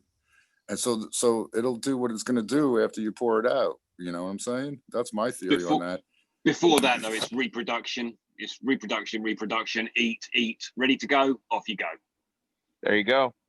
Yeah, but Bam. like they were saying, you don't know what bacteria is growing in there. Sure, shit's growing, but you don't know which ones or what type and That's shit a like different that. thing. That's a different thing. Yeah. That's why I don't do that. But the first question, the aeration thing, then And you're doing that to Mhm. create. Oh, Right. but On going back to the aerating of your teas, while he was saying that like it can actually like they can run out of oxygen. It's if you brew your tea too long, the microbes will actually eat the sugar, eat the food source, and then they just eat each other, and then that's it. They're done. So it's just they waited too long. They're actually so active that they actually just gave the fuck up after such a long period. Yeah, and the other thing I was going to mention is that, they're saying it's not useful to aerate it, or some are saying that. But if people have been doing it for like 10 years I think and it's a they good way see to results, your mix, honestly. if it works, it works. I don't really have to have someone tell me that it works if it does work.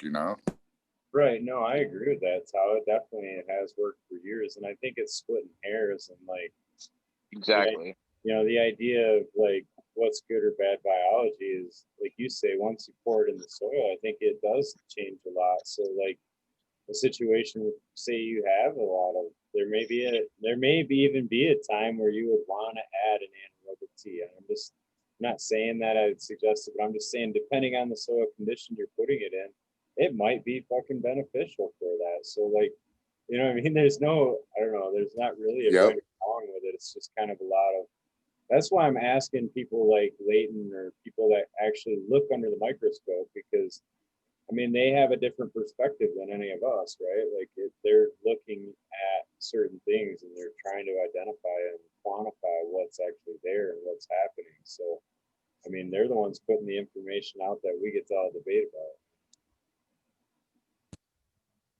Yeah.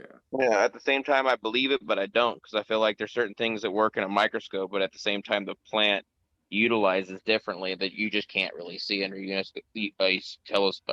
fucking microscope, that we just don't know enough about plants yet. We're still studying the motherfuckers. Well, We just don't know enough about soil yet. Oh my God, we are like idiots with it. touching the surface. Yeah. Did you Yeah, guys happen to so watch that link I put in? I guess it was Cheap Home Grow show that night. I missed it. Dude, you guys got to watch that one. The guy has the microscope. He's showing the bacteria go into the root, do a couple laps. The plant takes the nutrients, and then it shoots out the bacteria again. It's crazy. Oh, the end Huh. of it. Yeah. Actually, I drop it in the chat right now. You guys should copy it and check it out later. I will do that for sure. But Leighton's coming back to talk some about, so like I'll just give my brief understanding, but like redox and oxidation are like in similar form is going to be anaerobic and aerobic, or antioxidant and oxidant.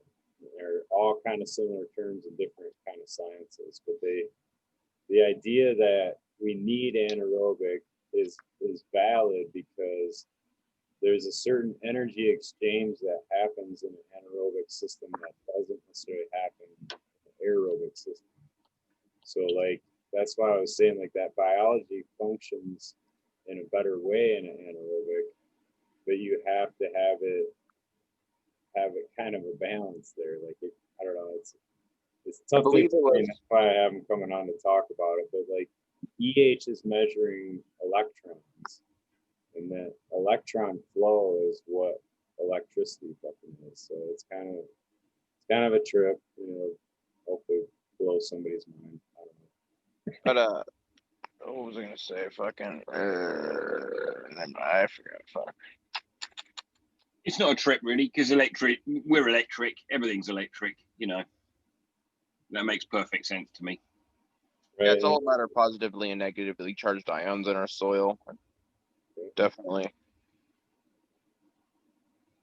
Yeah, that's Now I remember what it was. Back a few years ago, I saw Alan Atkinson, the Grokashi owner, doing a anaerobic sub-irrigated planter. Like he sealed it completely off and was just feeding straight ferments in the bottom and keeping it like super anaerobic. like almost like filling it up completely like a hydro medium.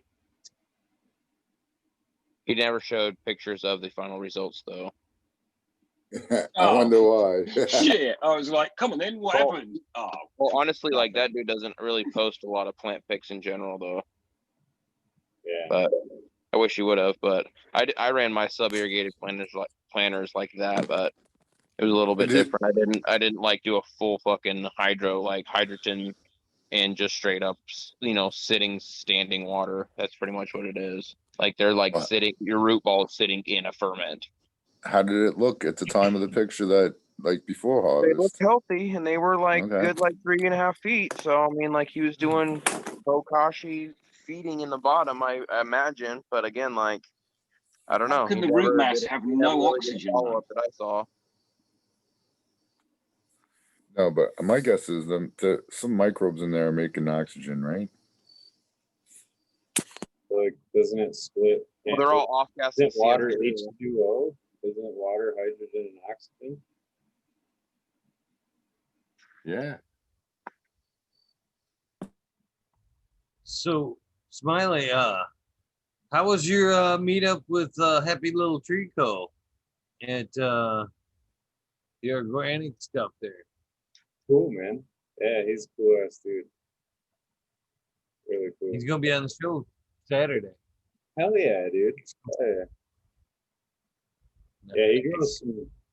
He's breeding some fire. I haven't grown any of the stuff. I did buy a pack from him just to check out maybe as I can, but I didn't have a plan to. But yeah, I've seen another guy that grows some of his. So that's kind of how I heard about him. Was talking. I was in a guy's grow going, "Oh shit, look at that fucker," and he's like, "Yeah, that's my buddy, Happy Little Tree Co." So That's funny because we were talking about you beforehand. yeah, I was actually, I actually was lining him up last week, and he said he was going to the Cup, and I was like, oh yeah, my man Smiley's headed that way. And then I get the message like the next day, and he was like, man, I hooked up with Smiley. I said, I hope he sealed the deal for the show, and he said, yeah, he pretty much did. I'm like, cool, man, I can't wait to have you out. yeah, dude.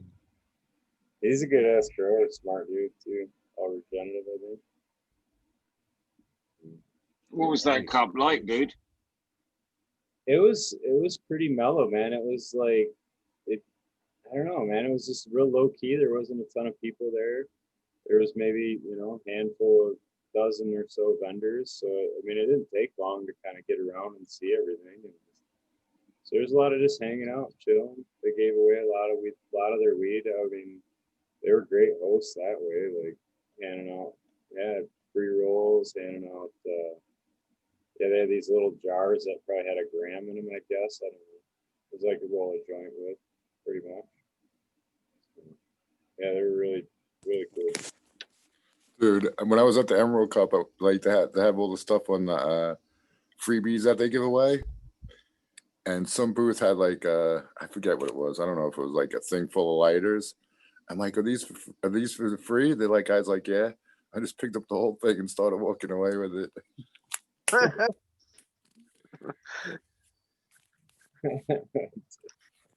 I love fucking. So with are you people, going to man. the? That is funny. Are you going to the Clio Cup, Smiley? Yeah, I just heard about it. I want Anybody? to go October too. So You're gonna enter it. We need you to get a win under your belt, Smiley. no, I'm not. I'm gonna. I'm gonna go back to the drawing board a little bit. On my next Okay. one. So I gotta. Oh, I I can't gotta wait do a till I little. can start entering cups again. I gotta do a little more like care for it beforehand. I think a little separation idea. Like I gotta have that ounce picked out, separated even before trimming. Like, Did you get the special crystals to put in the soil? I There got you I got go. rose quartz in there. Yes. All right. I got some coming. I have too. Yeah, Peter Good. Griffin at the end of the month, man. We're gonna have more. Fucking hippies. What kind are you getting, Green 13? I told my wife my birthday's on the 18th. Investigate crystals for soil. Here's a link. Ah, okay. So we'll see. I got some Go. Tibetan baby crystals. They're really little, but I'm gonna put like 2 or Damn. 3 in each one. Yeah. I didn't get them yet. I just ordered them too a couple days ago. That's some mystical shit. But like, yeah, there's 3 different places I saw that they were from. Tibet. Fuck, now I don't remember. Something with an M. I don't know if it was Madrid. I'm pretty sure it was Madrid and some other spot. Madagascar. Oh, maybe. Yeah, that's what it was. It was definitely Madagascar, you know? And I'm like, I'm gonna get the Tibetan ones because that's where like they grow the hash and shit. That was my I got the thinking. Madagascar ones. All I do is keep thinking about that. Chris Rock is a zebra.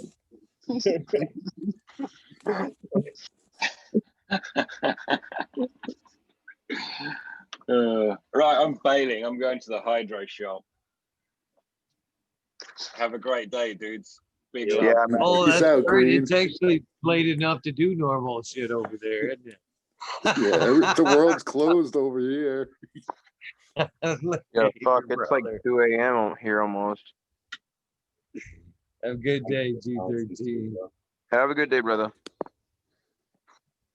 Yeah, it's funny how the fucking internet makes us just like us.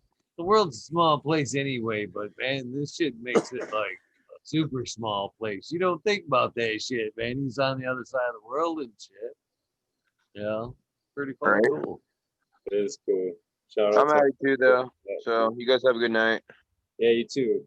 You I Okay. appreciate this. Peace out, the world. Have a great day, man. Tao's taking a bite out of you. There you go. I'm at bounce too, man. I gotta get to bed. So it's always fun hanging Eagle and American one. Always cool. Yeah, I always like hanging out with you, Smiley. I'll get my camera fixed. I'll try to work on that. Nah, I've been enjoying the black spot. That's way better, way more appealing. I mean, You don't get the random picture updates. nah, not, Oh, yeah, man. but Oh man, that's I some was good ones. digging them tonight. By the way, I was catching it, and I was fucking cracking my ass off The at smoke some of one. the still shots tonight. Yeah, There I you was go. fucking cracking the fuck up. Yeah, that was my He's- favorite. He's still smiling. That is, yeah, that's fucking. Oh man, I was cracking the fuck up, man. Hopefully, we'll say, hey, tomorrow. Just throwing this out to everybody. There is nobody lined up for tomorrow. So if you'd either like to be on the show or you're interested in hanging out tomorrow in a panel, just letting y'all know that it is wide open tomorrow in case you want to hang. Just saying. Just saying. Throwing it out there. Okay. Or somebody in chat. Definitely here. It's your time. It's your time there. Yeah, I was actually thinking since it was Mikey's pilot's birthday, man, what a perfect day to fucking come on. Not putting you on the spot or anything, but be cool. Oh man. Yeah. Other than that, man, it's gonna be a pretty good week. I got Med Grower 1 be on Wednesday. Fuck, now I gotta fucking flip back. Oh, MJ Coco Thursday, Witchy Weekend Friday, and then the Little Trico Saturday. Oh yeah. So, pretty good week other than that. That's awesome.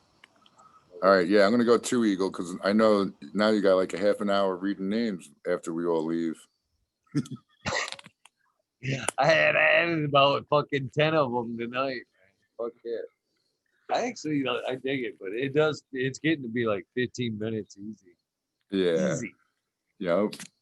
All right, Eagle. Someday, It's always someday I'm gonna get automated and just do like a fucking. just save it. You just have to add some at the end is all. There you go. Do a recording. Yeah, I need to find somebody to put me together, edit something together like that, so I can just let it scroll in a little box while I'm talking. There you go. There we go. That'd be badass. I don't know. All right. It's always fucking awesome talking shit with Eagle. I'll check you on the chat. I appreciate you coming on, brother. Always a Oh. fucking pleasure. I always like being here. All right, man. I'll talk to you later. Peace. Thanks, brother. All right, man. It is time for shout outs. I'm gonna fucking try to find something to blabber on. And it's time to do the thank yous. It is the rabbit hole, so I'm a little looser with copyright bullshit. Even though a lot of good information was dropped, I figure on these episodes, worst comes to worst, I will go back and scrub it. Scrub a dub dub. Man, I do need to find some new playable songs though. Did see some, man, it was fucking, how awesome, guys, was it to fucking see Joni Bell tonight in chat? Just saying again, Joni Bell, welcome back. That was pretty fucking awesome to see you. I got much love for everybody, but you guys, if you guys don't think that when you don't show up like Chris Mertz tonight, I don't notice, I do. You're not expected to show up, but I'm telling you what, you are missed if you don't. So just saying, just saying.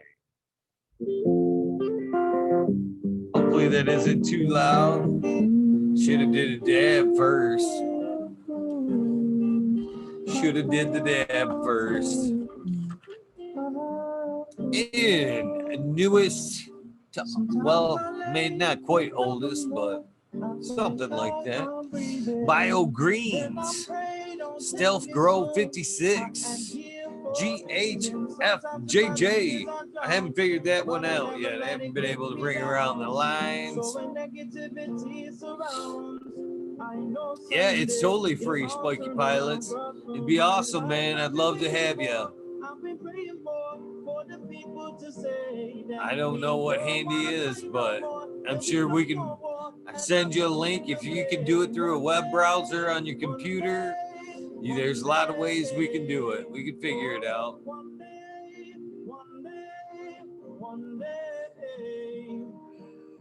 All right, back to the list. I was left off Ed, Seth Grow Up, G. We got BB Boom, BB Moon Rocks, Dr. Scrambles.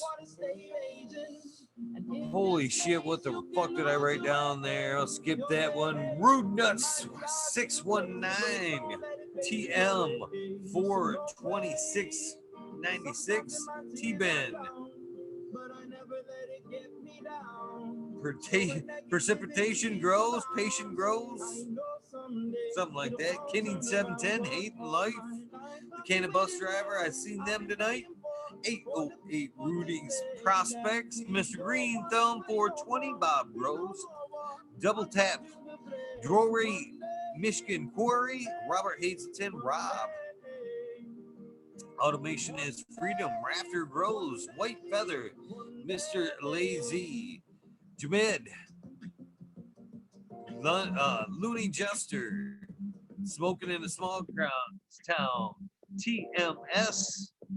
Of course, we got Dog 16, Tom Trinidad, CK, Allie Noble, B, Bear 7, Breeder Steve, Danny Danko, Leah Mass, Pedro, Lost Leaf, Fagroli. Need to get Fagroli's ass back on here. He said he'd come back on. Just need that follow-up. Empire Breeding Co., Med Grower 1, the Can of Kate. Med Grower 1 will be here Wednesday. Can of Kate, Skillbo, Evolve 420, Abolish Farms, Miss C, Scallywags 420, Dutch Grows 420. Shredder 911, Dr. DGC, Jeff Bagsy, Mr. Manny D, Dutch Hat, Joy Mid, Mr. J. Myers, Fuel House Farms, Frank Booth, The Painted Lady, that was a great episode. Bugs 1, Stoner Nation 420, Von Bronze, Sovereign Garden, Sharp Pulley 989, Stephanie B, Endo 11, and the Breeders Collective. Can you not hear me? Can you not hear me?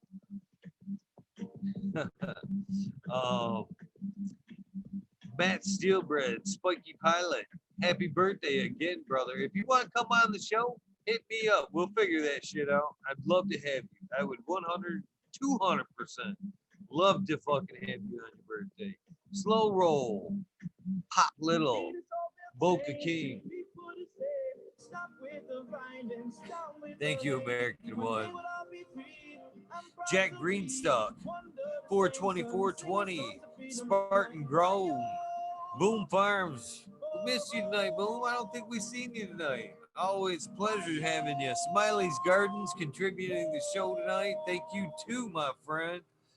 Charlie's Farm, that's Farmer Willie. Heart always goes out to you, man. We always look forward to hearing from you. Hopefully soon, my man. Hopefully soon. Aldridge 25, JD's, Miss D's Nuds, Smoke and Grow Frazier, Grokoski, Twisted Roots, the Michigan Ganja Misfits. Check him out on the Weed Church on Sundays. Well, he's on every day, but Weed Church is Sunday, that's for sure. Faded Farmer 420, Jeff Jarowski, Peter Griffin, Evolve 420 one more time, Cameron Bagseed one more time, Jill Carter, Mystic Marks, Mystic Grower, Ginger Snaps, I Kill, DT, TWE, Rose, Rick Wolf, DLP 2372, Ned Denver, Sergeant Pepper 420 was in chat tonight, Can Trooper, Sequence 3. Oh man, excuse me, I gotta get right. Blind Cat 420, light up again, Tim, always in the house. Fucking appreciate you 100%. Purple Thumb OG, UKSIF, man, I can't play this one. This one will definitely get me in trouble. Shoot down, see if I can find something on pause it and tell, because they will hit me. They will take me down. God damn, Black Pumas, it's a great tune too. Great tune. Alright, I gotta find something else. Sorry about pause mid fucking list like that. How bad does that suck? Ooh, we haven't heard Tanaz for a while. I believe I left off with UKSIF 420, Buddha Boy, Devin Shipwreck, Medical MJ, Buttsville, USA, Resurrection Prophet, Chris Martinez, Tara Wilson over there at the Wake and Bake on Thursday mornings at 6 with Dang Man Dan. Of course, we got Red Setter Farms and the Him and Skillbo had an episode tonight at 11. Hopefully you got some of that. The Good Life, Bill Sid, Joni Bell, one more time. Welcome back. Welcome back. Welcome back. Chicha B, always a pleasure, Chicha. I don't know if you're watching now. Usually pop in right back about this time. And if you are, good morning to you, Chicha. Good morning to you. The American One, the Married General 420, W Digger 714, Shirates, Kineos Genetics, Mountain Skies, ready to hit that high fire. Hopefully everything is going okay. Well, not okay. I hope everything's going amazing for you and your family. Chris Mertz, we missed you tonight, my friend. Even, hope you are doing well too. Dirt Road Dude, Canna Shiva. Hopefully both of you guys are well. Jose Herrera's Red Eye Rustler, seen him early tonight. Stab Goblin, Dr. Buzz Lightyear, Canna Queen Genetics, Squirrel. We miss you too, Canna. Come on back for an episode. We have Dr. Buzz Lightyear, Acetone. Always a pleasure to have you in chat. Looking forward to seeing you on the show. Stabby, Tanaze Kumdor, Dirtman Dan, Keith Black Sales. Who else we have over there? Mr. Bosilis, Sun Premium, Candace Garden. Some are a couple names I need to get on the list. I know there's a couple others I'm forgetting over there, but the Embracing Organic Show, okay, over there on their channel, Thursday at 9. Great show as well. Who else we have here? We have Soil Roots, Small Tubes, Tyler, Frosty Buds, North Michigan Micro, Ouija Buds, Dub T Roy, Big Dark Rose, JC, John, Modern Genetics. Hopefully the everything's lining up for you too as well, Modern. My prayers going out for you to get that thing up and rolling. I know how important that is to you, my friend. Les, PPG15. Hello, good morning. SoCal Weed Nerd. I will get you shots of that Mendo Loco, man. They just aren't on the phone. I have to look them up on my computer. Brittany, Courtney, and Lexi, my baby girls. I love you guys so much. Green Country Grower. CJ Apple, number day one right there. Badass in my book. Perfectly Imperfected. Dollar Tree Grower. T1 Productions. Dank Grower. DOA Grown Meds. Miss Nudie Rose. Genevieve Eats Weed on Instagram. Check her out. That's an amazing girl, man. I was a super pleasure getting to meet that gal up there. Amazing Canadian grower among many there is. Johnny Candiseed always holding it down in chat. Thank you, my friend, for participating every day. I know you got the shows back in chat. It's fucking amazing. Thank you, my friend. Nutrients Shootouts, Naughty Nikki, Zoe and Slammer, NNY, Pixel Monkey, Saint on Bernays Observations Booth. Excuse me. There's some very much so weed nerds right there, some originals. Shout out to you guys. Hi Spy, I didn't see you in chat tonight, but I believe you are working. Shout out to you, Hi Spy. Aldridge25. Madam T was here tonight. Thank you tonight. All you witchy weekend girls. Looking very forward to seeing you on Friday. Gonna be fucking a great episode. We have Stu Moo, Mo Grower, Mechanic Crate, Loki Groves, Seth, this guy, 7979 Burton, Polish Hammer, Midwest Outlaw 31, Voodoo Ultras, Fresno Nerds, excuse me. We have Wolverine Grower, Slurhow. Thank you for your episode last night, man.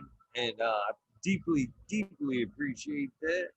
Big Jar Grows, Laid Wayback Farmer, Jimmy One for Life, D Block, MMP Nations Creations, Witchy Weekends with Amber Lalana. That is, it's gonna be great. Check them out on Sundays. All them gals that I've mentioned prior, plus Little Witch Tilly, Faye, I forget Faye's name, Looney Linda, Lily. Yeah, I'm sorry, Lily. But check them out 4 o'clock for the main show, 5 for the after party hangout, kind of like the rabbit hole.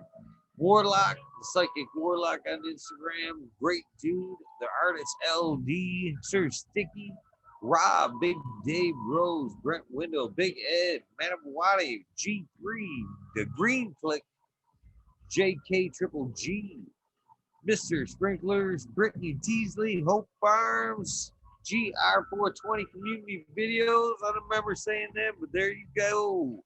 In case I do forget, J&K Triple Click, Mr. Sprinkler. Oh, I already said those. Lisa G. John, B2 Crazy for you, BGWG420.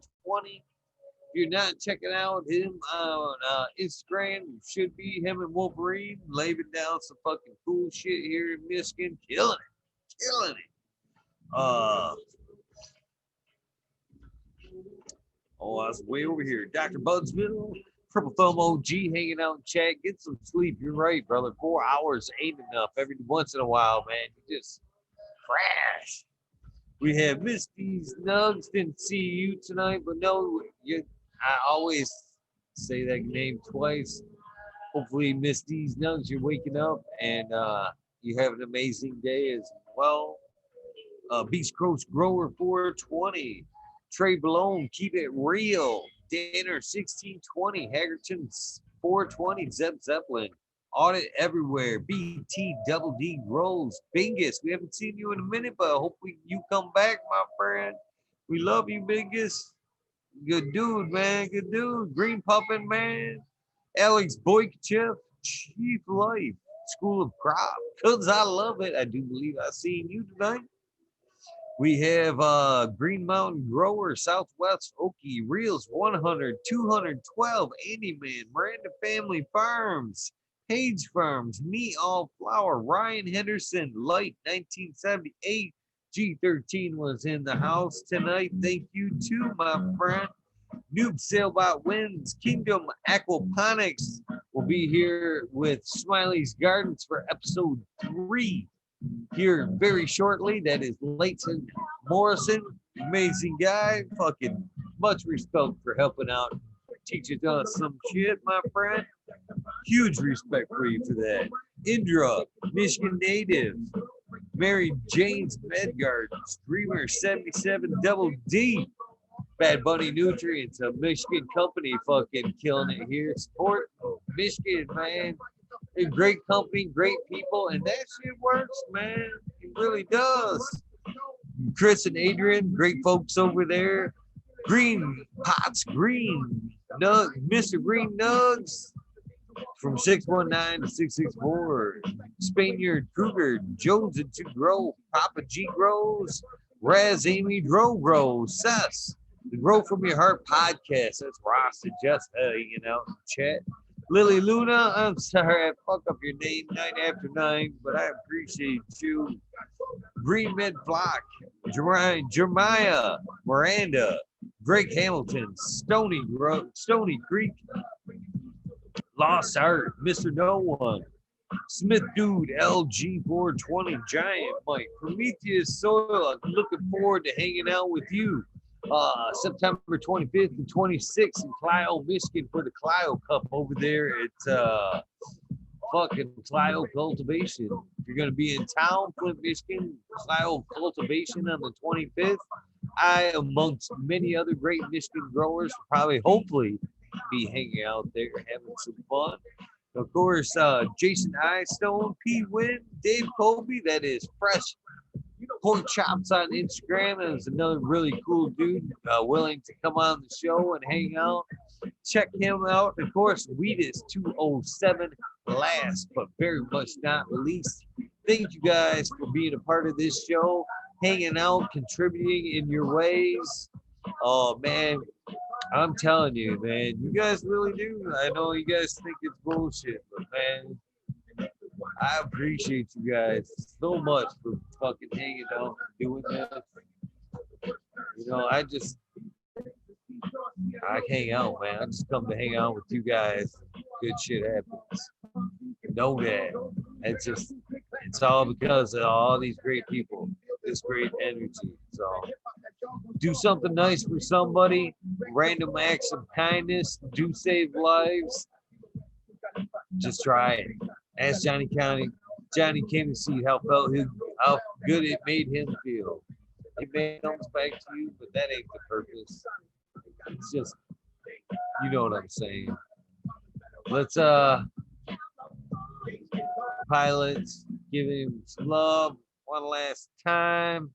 Oh, that's hopefully a deer. With that being said, I'm out here. I'm gonna check the beeper. Do something nice.